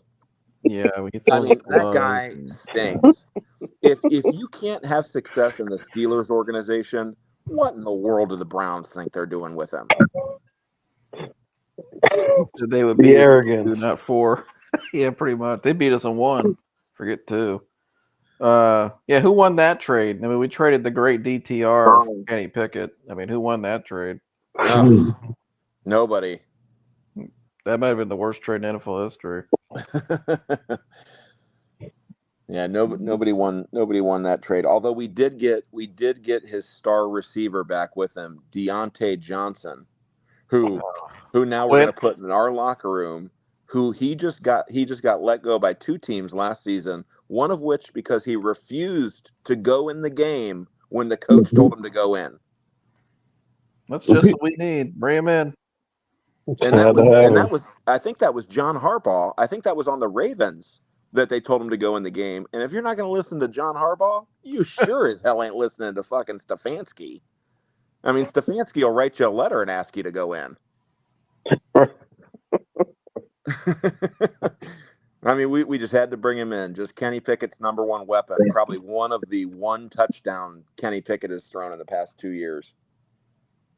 What do you think of that one, Jersey? Just had to have him. Had to have him. Just had to have him. I want to know what was really said to Myles Garrett to get him signed that contract other than the numbers on the piece of paper. I want to know what plan was actually delivered to him. That's a great question. Unless he's just such a Joe Flacco guy that they made Flacco part of the plan. Like, hey, we're bringing in a vet. We're going to draft somebody. We'll have Flacco back. You saw what we did with Flacco. Just stay through the bridge, and this is what it is. Probably the basic Graham for sure. You know, getting somebody on the interior to help him out. I mean, that probably. I'll be honest with you, I could totally see him liking Shador as well because Shador is connected with Clutch and that whole uninterrupted and all that LeBron stuff. But did they know the whole league was going to pass on Shador 4 times? I mean, I'm sure they had a good feel what the league was thinking and who actually was interested in him and if those teams actually would pull the trigger on him. Well, the league didn't know what they were thinking on Dylan Gabriel. I promise you that. Every article I read is how surprised the entire league and every analyst is about Dylan Gabriel being drafted in the 3rd round. I didn't think he'd even get drafted. I don't know if he'd get drafted. Dude, that was a shocking pick. I mean, I was at a cabin in the middle of Amish country watching on my phone. I wish I was at a sports bar surrounded by Browns fans so I could hear the boos. We had our live reaction to that, and Jersey just took it and just absolutely. Oh, I was on it. I was listening when you guys did that. And I also heard Anthony going, well, don't worry, he's a backup. Well, the funny, like when he got drafted, it was like about 30 seconds later, I was like, don't take that guy. I showed him. I said, don't take that guy. He's too damn short. And then the Browns take his ass. Oh yeah, right here. This video is great. The exact moment the Ravens GM decided he needed to trade Deontay Johnson. By the way, Jersey, this was against the Browns. So I guess whatever happens here, the Browns saw it and said, "Well, we can use that." Under 10 to play. Lamar, like he's in the backyard, just playing with his buddies. He's looking long to the middle of the field. Bateman, oh, he had it! It pinball. And Ravens down. Just had to have him. Oh no, traded for Deontay Johnson. My bad, I misread this. But yeah, so Bateman dropped it. I'm trying to find. I thought that was the one where he ran off the field. I gotta find that. That was Rashad Bateman's completely. So they brought in Deontay Johnson for that guy? Or what? That was bad.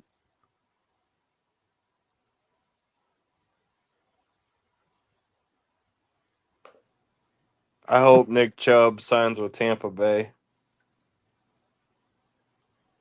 You think he'll go there? I don't know. I might be a Buccaneers fan here soon. That would probably do it for me. Really? Yeah. That Jersey. What'd you think of that? The Browns not bringing back Nick Chubb.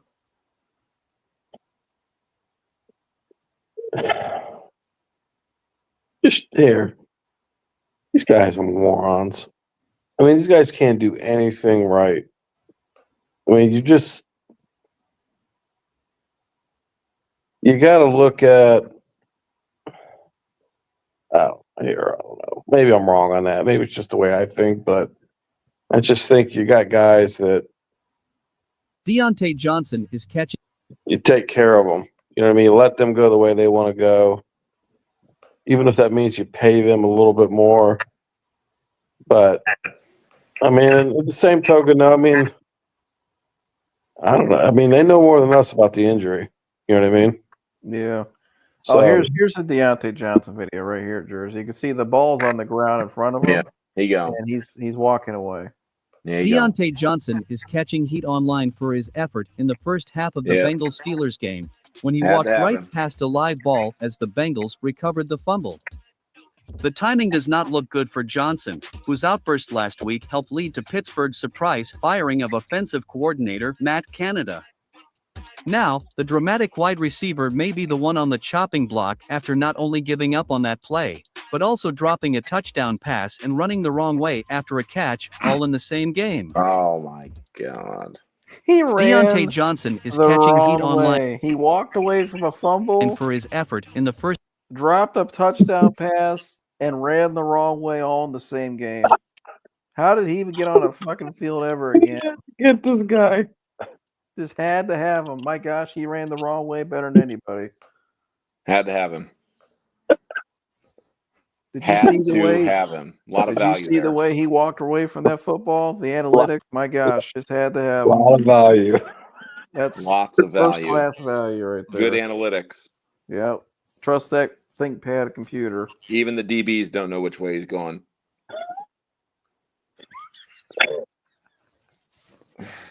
Per Johnson, he went nuclear when they drafted Dylan Gabriel. Yeah. Oh, I did too. Browns love a fixer-upper. Yeah, that's what he is. He's a fixer-upper. My God. He's going to get lost in that big stadium. He'll be like, where's Waldo? God. Oh, man. I mean, I did just see a video of Nick Chubb jumping his head through a ceiling, by the way. Oh, I did too. I saw that. I mean, he's literally jumping over hurdles, and on the fourth jump, he puts his head into the ceiling. We probably could have saved a draft pick, maybe drafted Judkins, and then had Chubb, little 1-2 punch, little Menor for Q, and not drafted Sampson, and maybe got a lineman or a safety or many of the other things we needed. But it sounds like they're going to go make a play for Will Shepherd to put him on the roster because he failed his physical with Tampa. Tampa tried to sign him, but he failed his physical. Well, that's Shador's guy. I mean, he won. Yep. He was his red zone guy. I like Will Shepherd. He's actually a pretty good player, but I'm surprised. I don't know why he failed. I'm surprised why he failed his physical. I don't know what I don't know what Tampa's going to do with another receiver anyway. I mean, we are loaded. Yeah, I think Will Shepard, he probably would crack the playing time. He cracks the rotation here easily, probably. Oh, for sure. I mean, he's a big body, 6'3", 6'4". I think he had 12 touchdowns last year, over 1,000 yards. Yeah, that's his guy. I mean, I like that. Go ahead, Jersey. Yeah, I remember these guys didn't draft Chubb. No, they didn't. Just kick him to the fucking curb. They should have made sure he retired him now. I hope Chubb goes to the absolutely. Bears. That's one of those guys. You know what I mean? He's going to go to the Steelers. Watch. I could see the Bears. I think the Bears have rather interested in him. Well, yeah, he played. Well, him and DeAndre Swift played at Georgia together too, didn't they? Or was that time apart? No, they played together. It was him, Swift, and who was the guy the Patriots had? Sony Michel. Sony Michel. Yeah, they were all. It was the three-headed monsters they had. Yep. He said Samson's a beast. I watched him play. I like Samson. He's pretty good. Till Ohio State played him. Yeah. Right. But as a backup, I like his. I like. I mean, as terms of running back room, I like the running back room, but yeah, it's sad to see what happened with Joe. Damn. We could have probably used a Jack Sawyer. Oh, I agree. I would have passed on Dylan Gabriel and took Jack Sawyer. Joey, you were live that night saying take Jack Sawyer before it happened. I remember it. You like Jack Sawyer better than Carson Schlesinger, right? I don't. You like Schlesinger? I think Schlesinger's got higher upside. Yeah. But I would have. He was a better. I mean, Jack's pretty good, but I would have took instead of Dylan Gabriel, I would have took Sawyer right there. Isn't Schlesinger just like kind of a JOK though, like same skill set? Yeah, he ran I think he ran a 4.5. Yeah, cover sideline to sideline. He had a pick the other day. He had a couple. I think he had 2 picks already. Which hopefully JOK can play again. Yeah, I mean, if you have JOK with that kid, you could run that little 4-2-5 they like to run. Yeah, and have those 2 backers roam in the middle of the field. And those guys, they can cover a lot of ground. I'm just old school, man. I like them big body linebackers that are just run stuffers that just take away the fullback and shit. I'm Devin White, those big boys. I think they'll still bring that in, and then maybe you could put those 2 at the outsides. But the Sam and the Will. But I don't know. I mean, I like the kid. Joey, what did you? Joey, I know you were screaming for Jack Sawyer that night, and then they ended up taking Dylan Gabriel. Yeah, I really wanted him. I wanted Will Howard, so I think the Steelers had a really good draft. I know the Ravens had a really good draft. I mean, I like most of the Browns guys. I mean, Shador really made up for that Gabriel pick, but it probably would have been a perfect draft if you substitute Jack Sawyer for Gabriel. Yeah, well, we'll see. It's not going to be a perfect draft if Will Howard ends up being the best quarterback coming out of this class. Yeah. Well, I'm telling you, which very well could happen. He thinks he is. I mean, Will Howard's got a chip on his shoulder. He thinks he is. One of those quarterbacks is going to pan out. At least one of them. You know what I mean? Someone, and here, Will Howard's in a great organization. He's got the body. He might be that cat. Well, it sounds like Tyler Shuck's going to start week 1. Yeah, I like Shuck too. Because Derek Carr retired. Yeah, I saw that. And they're not rolling in Spencer Rattler to show him the ropes. I mean, Spencer Rattler looks like a little poor man Mahomes, little mini Mahomes out there. That dude should still be in the UFL. Yeah, he's terrible. Rattler. That's a Rattler. There are some quarterbacks that are signed to NFL contracts right now it's just wild that the depth pool falls off that big from backup to starter in the NFL. Even some of the starters, though, man. Like when you look at the football that we grew up watching, you're like, I can't believe these guys play in the NFL. Like it's just the level of quarterback play, the level of coaching in the NFL is just garbage. Well, and I think the high school coaches, in terms of developing quarterbacks, now that I'm back around these high school programs again, and the quarterback development at the high school level, where I think where it starts, is absolutely atrocious. I mean, it is the coach. It's everything's 7-on-7. It's all these 7-on-7 trainers. Which you should only play 7-on-7 when you're in before the season with your guys on your team when your teams go play 7-on-7, like Glen Oak would go play against McKinley in 7-on-7, or Hoagland goes play against St. V in 7-on. You know what I mean? That's different because you're running the same concepts with your guys. These guys now they go to these 7-on-7 tournaments and these camps, and it doesn't develop them as quarterbacks. It actually makes them worse.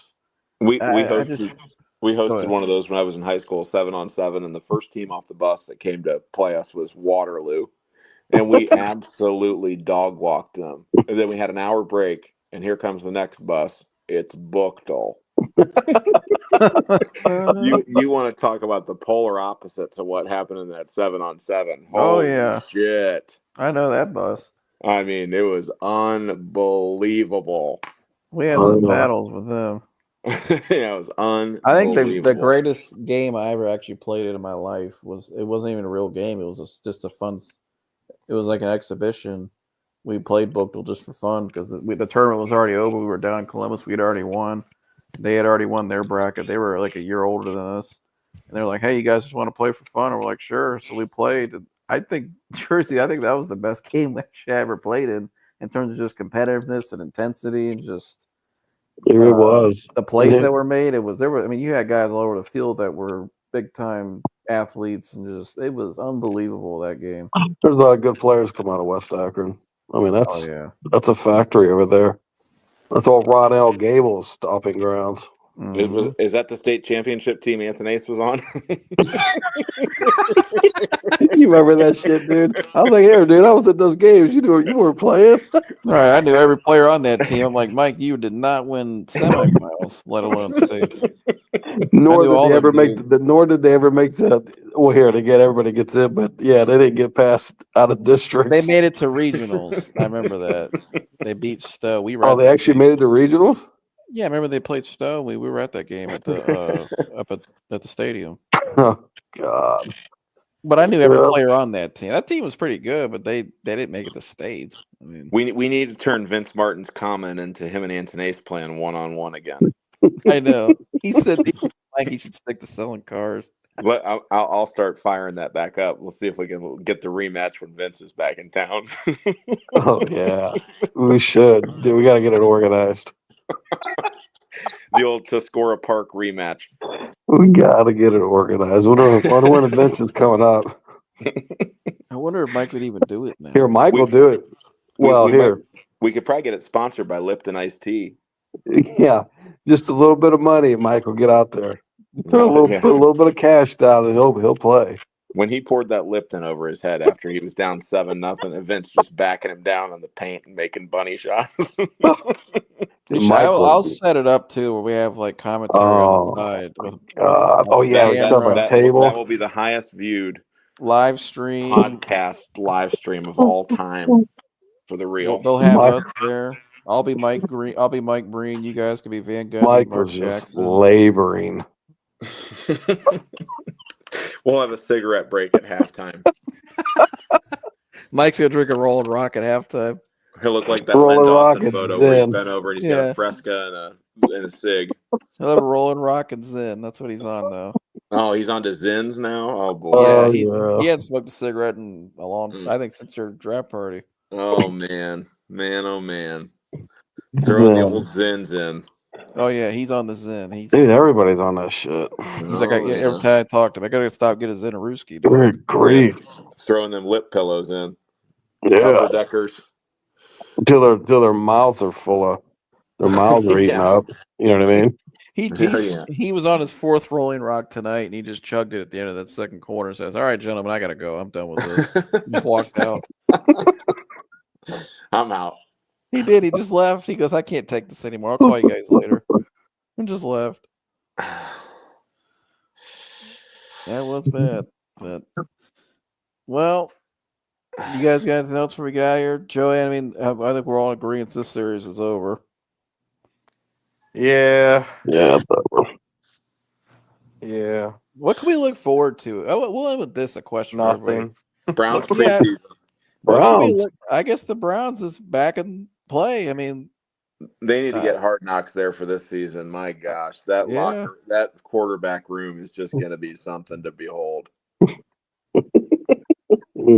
Looking forward to Buckeyes football. That's the only thing to look forward to these days. Yeah, Julian Sand. We can't wait to see that. Jeremiah Smith. Dan, I'm gonna be a Buccaneers fan with you. All right. All right, come on board, buddy. You're going to get to see Baker make a run at the MVP this year. We are loaded with weaponry. Perfect. We are loaded. When Egbuka is our third receiver, they got problems. Dude, I'm halfway there too, man. Like, I mean, that's like, I mean, I've only been there probably 50 times. So, I mean, it's like, that's my second home. You know what I mean? And it's a great organization. And I'm like, I remember sitting there that night. We went and sat down at the ceremony at this Hall of Fame, and Brooks was getting in. And I remember just seeing the whole organization sitting all there, and they all had the same caps on.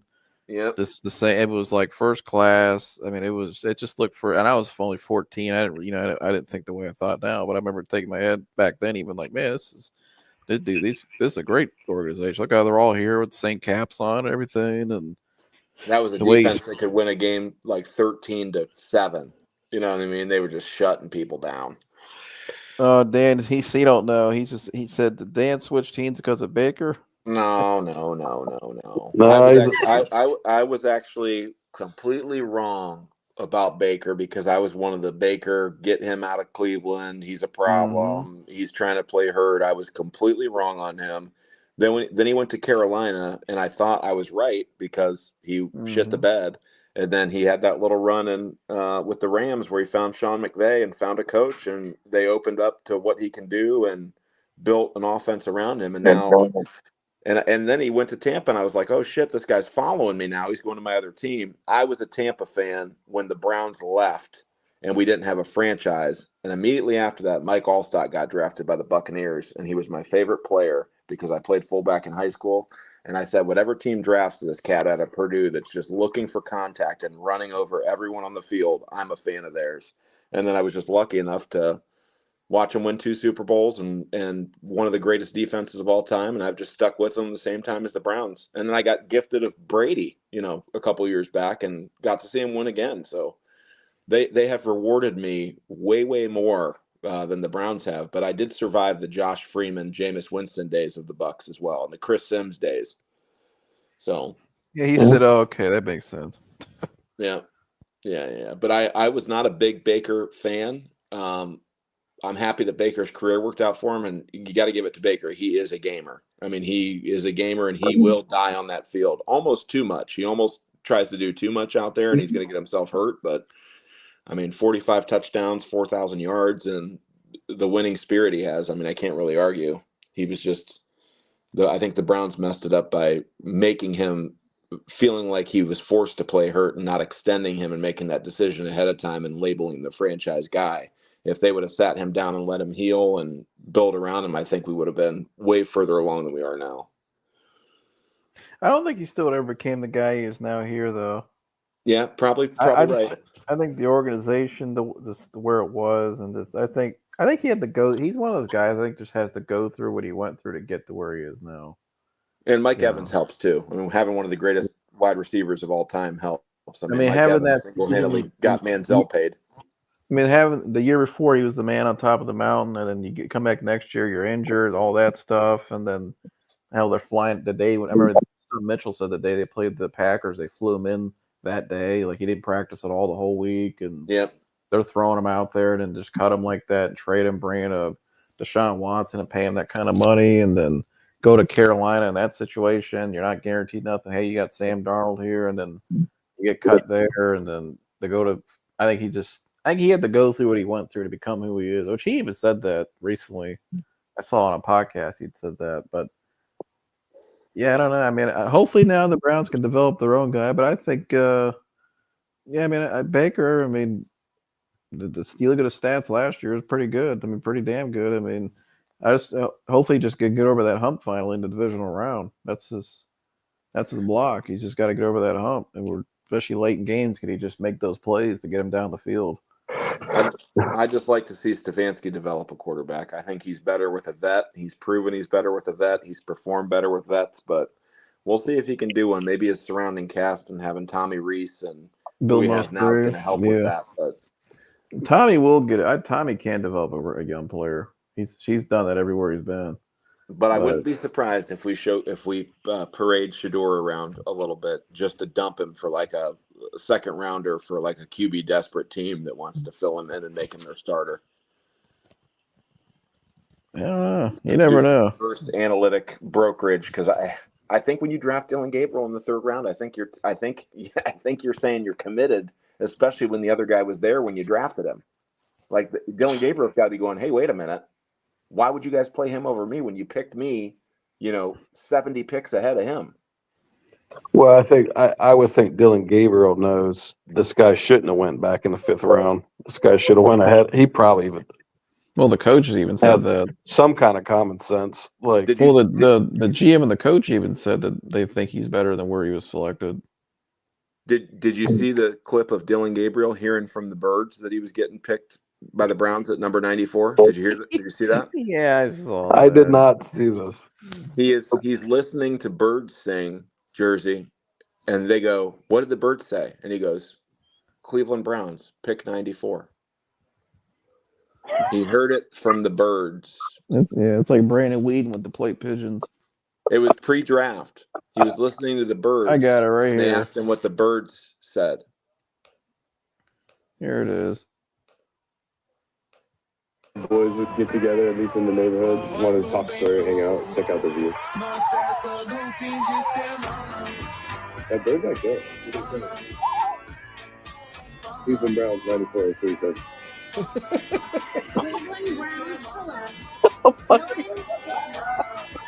Yeah, the Birds. Right there. He the heard it from the Birds. Cleveland Browns 94, that's what he said. That is the future guy we're rolling out in the AFC North against the defenses of the Ravens and the Steelers. The guy who does bird calls and talks to the birds. So yeah, TJ Watt, Jack Sawyer, and Cam Hayward and Bentley. We got a 5'11" left-handed bird watcher. Oh my gosh, there's no way I don't see a way. Have a fucking bird on the sideline. Yeah, I'm sorry. I don't. Well, take his height and everything out of the equation. It's a problem drafting a left-handed quarterback when your entire offense is set up for right-handed quarterbacks. Am I not mistaken? Yeah. Oh, it's a huge thing. Your receivers have to adjust the way they catch the ball. And you have to really rely on your right tackle not to get the guy collapsed.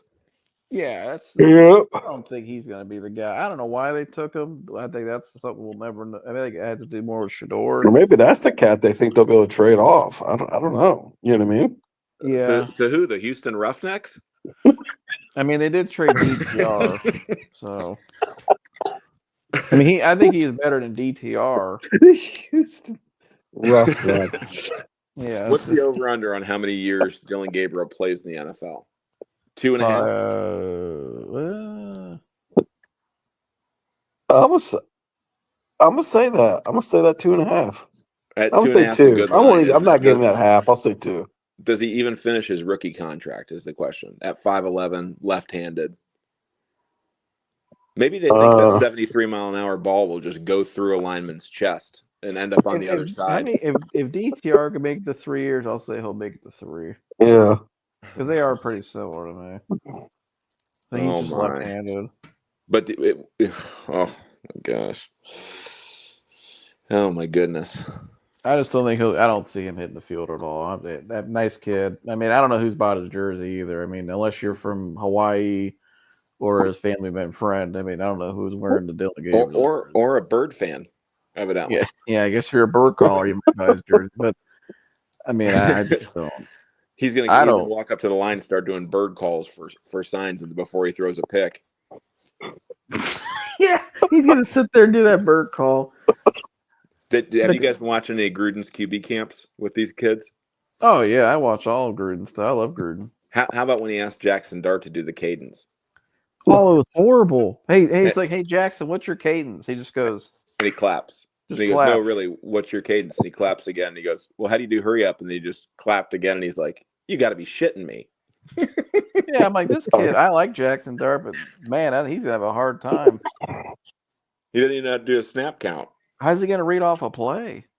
And then he was tuning Jackson Dart up for trying to run over people and try to be a runner. He's like, them days are over, bud. Yeah. You're not doing that shit anymore. That's another kid right there. Extremely talented, just poorly developed. Well, and he got the doomsday of going to the New York Giants. I mean, talk about a franchise that's just my gosh, ruined. Good luck with that media. He's gonna be out there doing the clap count, and the ball's gonna be hiked over his head. I give about 8 more games before Malik Neighbors demands a trade. Yeah, I can see that. I couldn't believe that, the clap count. I'm like, this kid's gonna have no idea. He's not gonna be able to read off an NFL play. He don't know the protections. He don't know how to ID the mic. He don't know how to ID who's hot.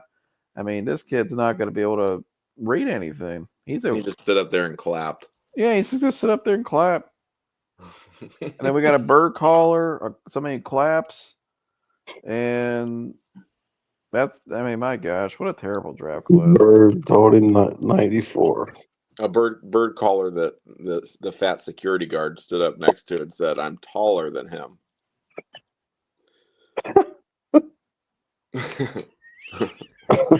Taller than him. Oh my gosh! If he lifts at 5'11", he's 5'9", 5'10". You know it's always an inch. Yeah. Inch Absolutely. Oh yeah.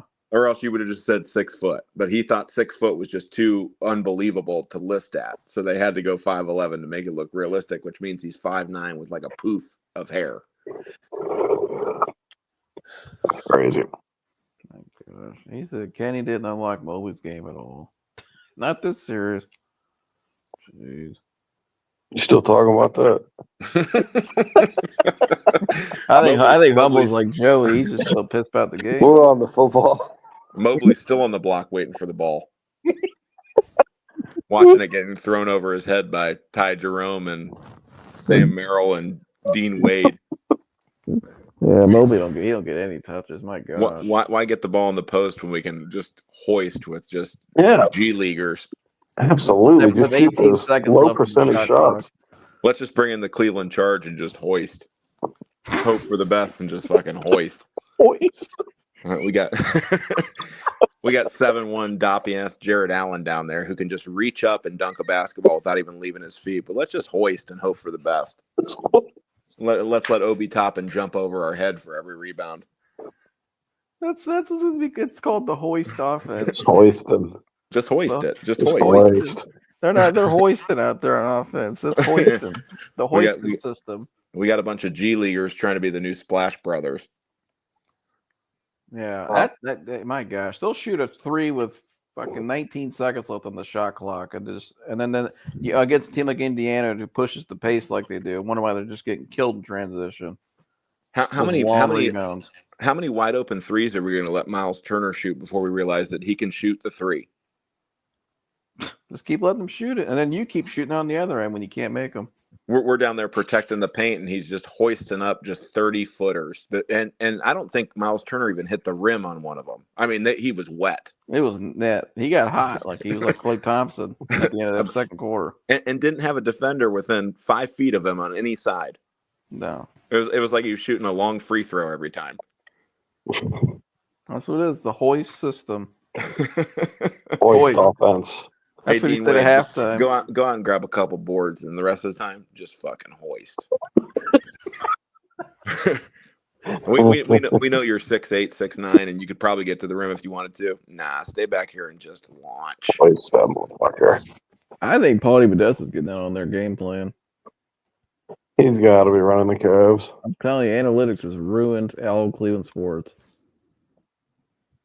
Well, the lack of another trade at the deadline was where this started to go awry. Oh yeah, we should have dealt some peeps then.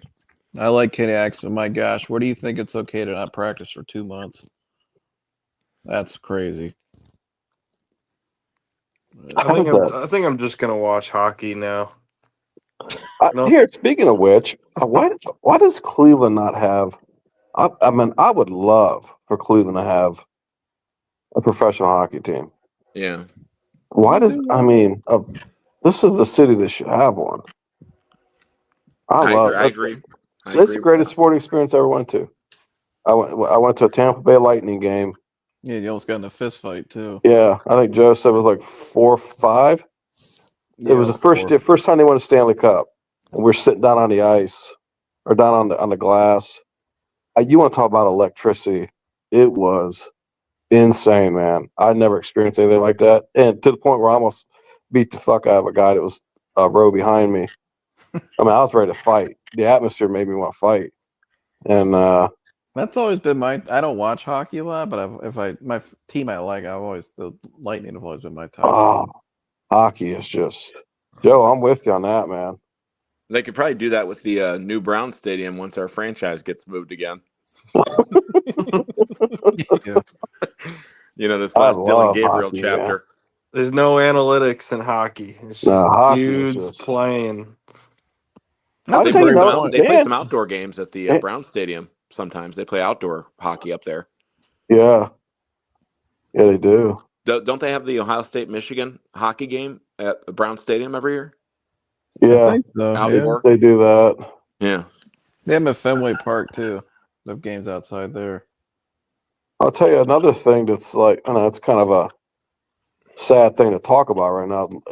I went to a lacrosse match at Hoban. Actually, the four of us went, and I was stunned.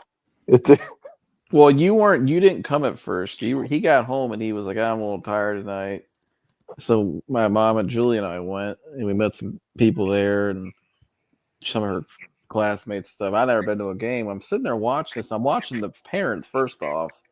I mean, these parents, they were out there like they were playing, and they were getting ready to get in a full-on fight with the referee in the first quarter. Then the scorekeepers, the bookies, who keep like a basketball, like the bookkeepers, they have that game. They were about to get into a fight at the table, and the ref had to stop the game. And this is against Walsh and Home. It's a nasty rivalry.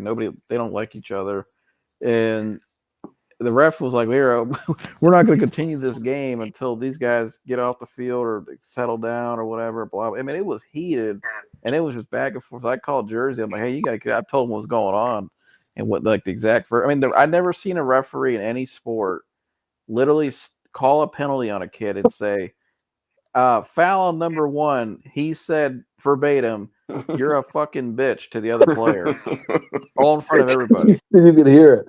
You can hear it. I called Dressa. He got up there like in 5 minutes. He got in his truck and just hauled ass. I did. I said, I'm on my way. He said, I'm on my way right now. And I said, that shit's going on there? They said, yeah, this lacrosse is crazy.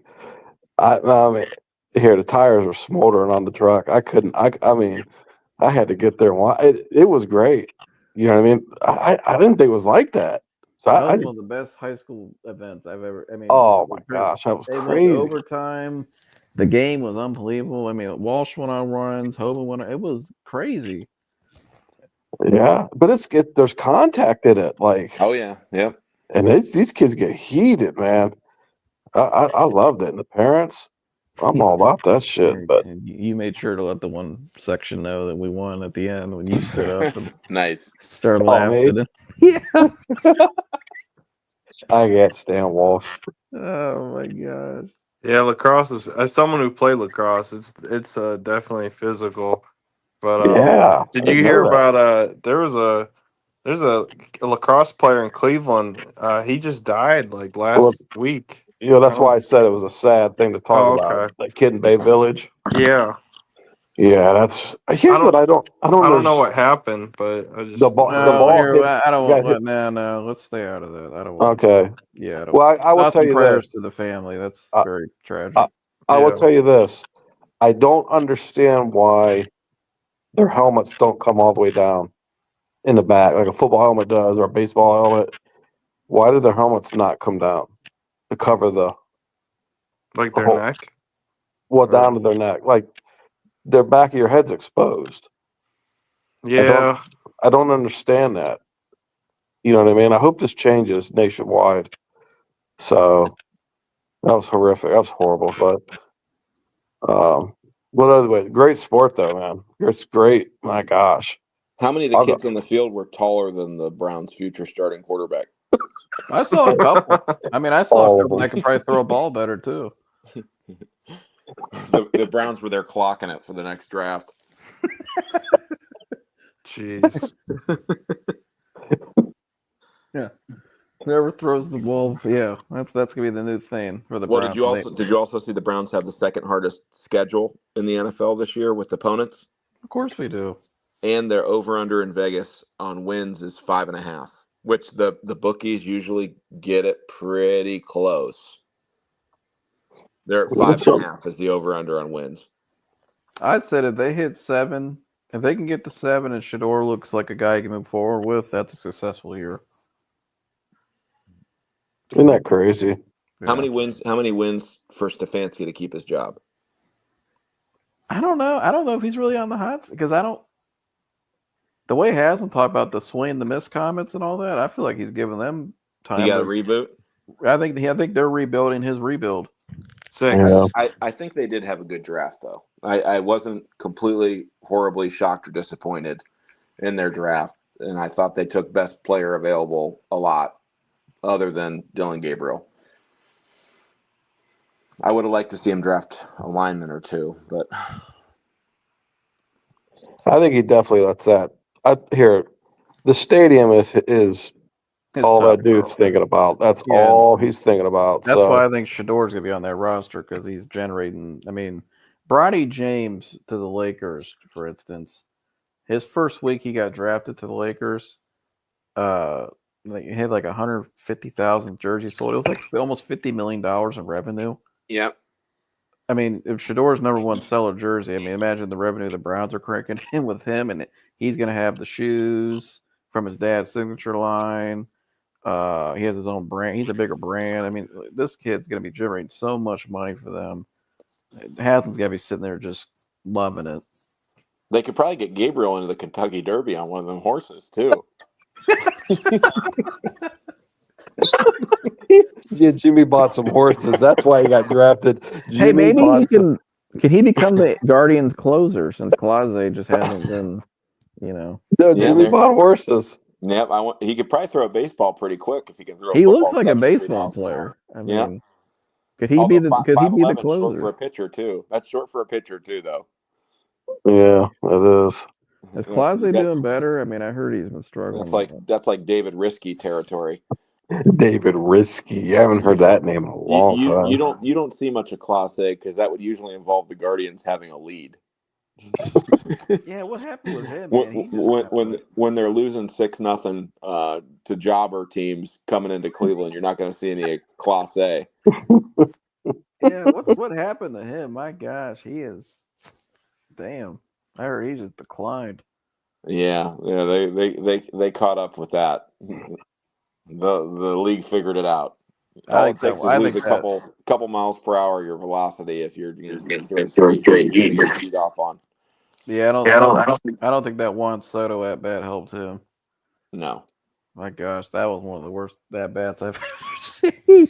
I've never seen a batter literally cussing out the pitcher and then hits it out of the park.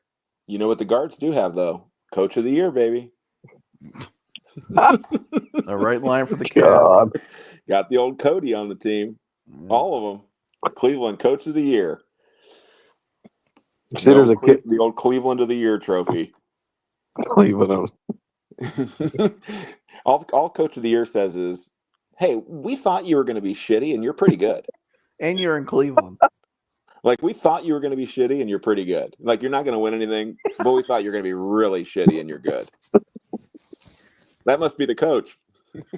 He's the guy. The same guy that had Flacco dropping back 45 times in the playoffs with Nick Chubb in the backfield, losing by 30 to the Texans, the team we just traded away all of our draft picks for the next 5 years for a quarterback. Yeah, and we all came up here that night and said that was a terrible game plan. He just absolutely just tossed that game. I remember Stubb Mitchell even talked about that recently. He was on the coaching staff. I'm going to try to get Stubb on the show because he's so honest about everything. I like Stubb. Shout out to Stubb and Roll Goldstein who follow us on the internet. But he said, he goes, man, I don't think we practiced our guys enough that week. We rested too much. Our game plan was crappy. Like, it was just terrible coaching that game. Right after he won that Coach of the Year. Coach of the Year. Everybody thought he was the next, Belichick in the making, minus the 24-year-old girlfriend. But still no playoff wins. Yeah. My God. Well, gentlemen, you guys got anything else you want to add before we get out of here? This is Cleveland. This is Cleveland. Yep. I think I'm going to take a break from Cleveland sports for a while. Oh, stop it. Oh, you can't. Stop it. Just don't take it so serious. Man, I was having a good day, and then the Cavs. Why they have it at 8:00? Couldn't this be a 1:00 game, and then I could forget about it? Man. What else are you going to talk about at work? The car business? That sucks too. Right. Right. Oh man. Gives us something to all argue about tomorrow, and you know what I mean. It's going to be fun tomorrow, Joe. I'll talk about hockey. That's what I'll talk about. Mike should tell you how big of a hockey fan he is. I do wish I had the Daily Antonay's takes on sports so I could hear him justify all of these things, because he is just a true Cleveland fan, diehard. I mean, anything they do, I mean, we could have drafted a pile of smoldering shit in the draft, and he would have just told me, doesn't have much flies on it, though. Right. That pile of shit is glistening. Look at Right. it. Look at that. That's Don't good smell. shit. Doesn't smell that bad. That's going to open up the holes because they're going to stay away from the smell. Yeah, it's like about Dylan Gabriel. Well, he is a backup. Like, Mike, he's a fucking third-round pick. Well, it's a backup. Don't worry about that. A backup quarterback in the third round. Oh, my gosh. That Dave Lillard playing small forward. Joe, just don't take it so serious, bud. Well, that wasn't Mike that said it's entertainment. Oh, I don't. That was I Mike. don't. Yeah. Let's put Dave Lillard at small forward. How's that 3-guard lineup working for us now? Yeah. What's 6'4" out there? Yeah. Gosh. Well, it'll be interesting to see how the Cavs come back from this. Watch them just win by 30. And then lose in Indiana. But does Donovan even play the next game? I don't think he does. I mean, he might be already halfway to Dubai or something. Mm-hmm. Yeah, he's for the off season. He might be on a boat somewhere already. He gone. If we go to tip off and I look on the TV screen and Ty Jerome's standing out there, I'm turning it off. If he's in our opening lineup, I'm turning it off. There it is, right there. Look at him. He looks like a creative player on NBA Jam. I can't even say how he looks. Missing $5 reward. How many bunny shots has that guy missed in the past 3 games where he was right at the rim and he just made it look like a half-court heave? I've never seen somebody travel more than him. His footwork is horrible. It is terrible. I was watching it tonight. Like I like Arenas said it. He is one of the most awkward players I've ever seen. Yeah, he said that he got that weird game. Yeah, he is awkward. This dude, it almost like the DUI test. They put they say put your 1 foot in front of the other. It's like he's doing that fast pace when he's going to the basket. If they do have Garland and Mitchell, one of them need to be on the court at all times. You do not need to have him, Ty Jerome, running the offense. And by the way, I've never been tested for a DUI. I don't drink, but I just want to put that out there. But I don't want to get anybody confused. But yeah, he is just his coordination going downhill towards the basket is just terrible. If he's there on the tip-off, you guys are going to have to tell me who won after the game because I'm not watching it. I will immediately turn it off. I'm not watching either. I'll be watching Love on the Spectrum with my wife. I'll be watching minicamp highlights. Yeah, I'm watching. That's exactly what we're watching on YouTube. Jersey, have you seen the Dylan Gabriel highlights? Why? Well, I mean, I saw many highlights when he was at Oregon, but No. Did you see the I pick? have not did you seen see the pick? Did you see the pick he threw today? That has all of Brown's Nation so up in arms. I have not seen the 5-yard pick. People that when we drafted him said, "Oh, he's not that bad." We can't Joseph, see. I know you have that clip, right? You have this clip, right? The cat can't.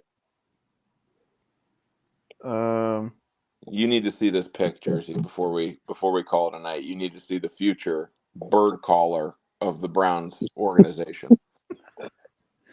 I'm trying to find I thought he'd be the quarterback that didn't get drafted. And we're the idiots to take the guy. First of all, this clip's in a 7-on-7 drill. He's throwing an arrow route to a running back. He's trying to hit Pierre Strong on an arrow route, a 7-yard route. Are you pulling? Do you have it, Joseph? I think this is it, right? Someone sent it to me and just said the future of Cleveland sports. And of course, the fans were already like, "Oh, Shador!" Like they've already just disregarded our 3rd-round pick. I have. That was me. As soon as I saw that pick and I saw Shador throw that dime in the back of the end zone, I'm like, yeah, I'm down on him. What is it that makes them lose their mind in the 3rd round? Is it just that is it just, are they in a daze? I mean, we have so many blown 3rd-round picks. Oh, here it is right here. All right, Jersey, watch this so we can all go to bed. You need to sleep tight knowing that Cleveland sports is in the comfortable hands of Dylan Gabriel after watching this pick.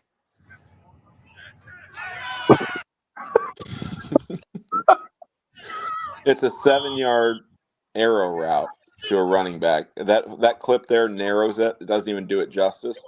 The guy was triple teamed. Yeah, you could tell if you look close. He was triangled in by 3 defenders, all wearing white against his brown, that you could just see it from a mile away. You can see it right here. Close 1, to 2. open. Yeah.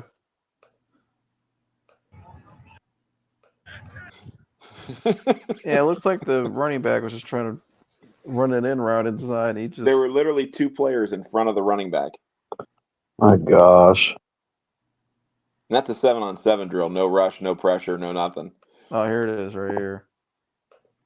Well, as the weather heated up here in competition between Dylan Gabriel and Shador of hard work. Some rookies make. There it is. I'm going to put it in slow-mo. That was bad. This is some turkey bullshit right here. This is one of the porters from Haas. Pick 6 and bacon. Pick 6 and bacon. Yeah, here it is in slow-mo. Yeah, look. Oh my 1, gosh. 2, 3. He's got a guy. The guy's got a hand in his face. I think that's Harold Fannin. Oh, is that Fannin? I thought it was Pierre Strong. No, that's I thought it was 20. Yeah, it's Pierre Strong. It's 20. Well, no, that's a rookie. This is all. This is just rookies. Oh, it is. Yeah, I don't know. There must be some. I think Fannin's wearing 88. Fannin's wearing 88, which is cool. 88's coming back. I like that. He's lighting it up. But wasn't Reggie Langhorne 88? Yeah, he was 88. Yeah. Look at, just buried. The guy's buried in coverage. Look at that. Look at his eyes too. Look at his eyes when he drops back. Just eyeing him down. He's just straight down the middle, not even like trying to check off anybody. He's got his eyes on one target. At least he throws fast interceptions. That was at least 65-mile-an-hour pick. And that's Schweissinger that picked it off. Helps him get to the other sideline real quick. Well, at least he's making the linebacker pick look good in the 2nd round. That kid he actually looks bigger. Yeah, he got some hammies on that kid. Yeah, that kid's nice. He can move too. Well, look at this. My gosh. We'll take him 3rd round.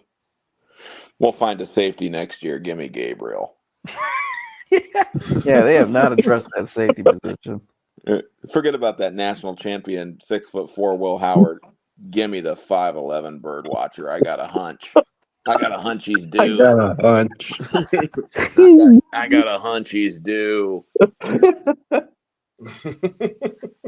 Oh my God. Shout out to Humble. He said, thanks for everything, boys. I'm heading out. Big fan of the channel. Appreciate you, Humble. Humble. But well, you guys got anything else you want to add before we get out of here? Hope everyone had a good Mother's Day. Happy Mother's Day to Joy. Hope you guys had a good one. Nice. Yeah, so it's Ashley, man. Yep. I'll talk to you this week. I'm gonna try to get that in this week. Just check it out, dude. I'm excited for you guys. Okay, that's cool. So Cavs by 20. Let's go. All right, run that hoist system. Hoist.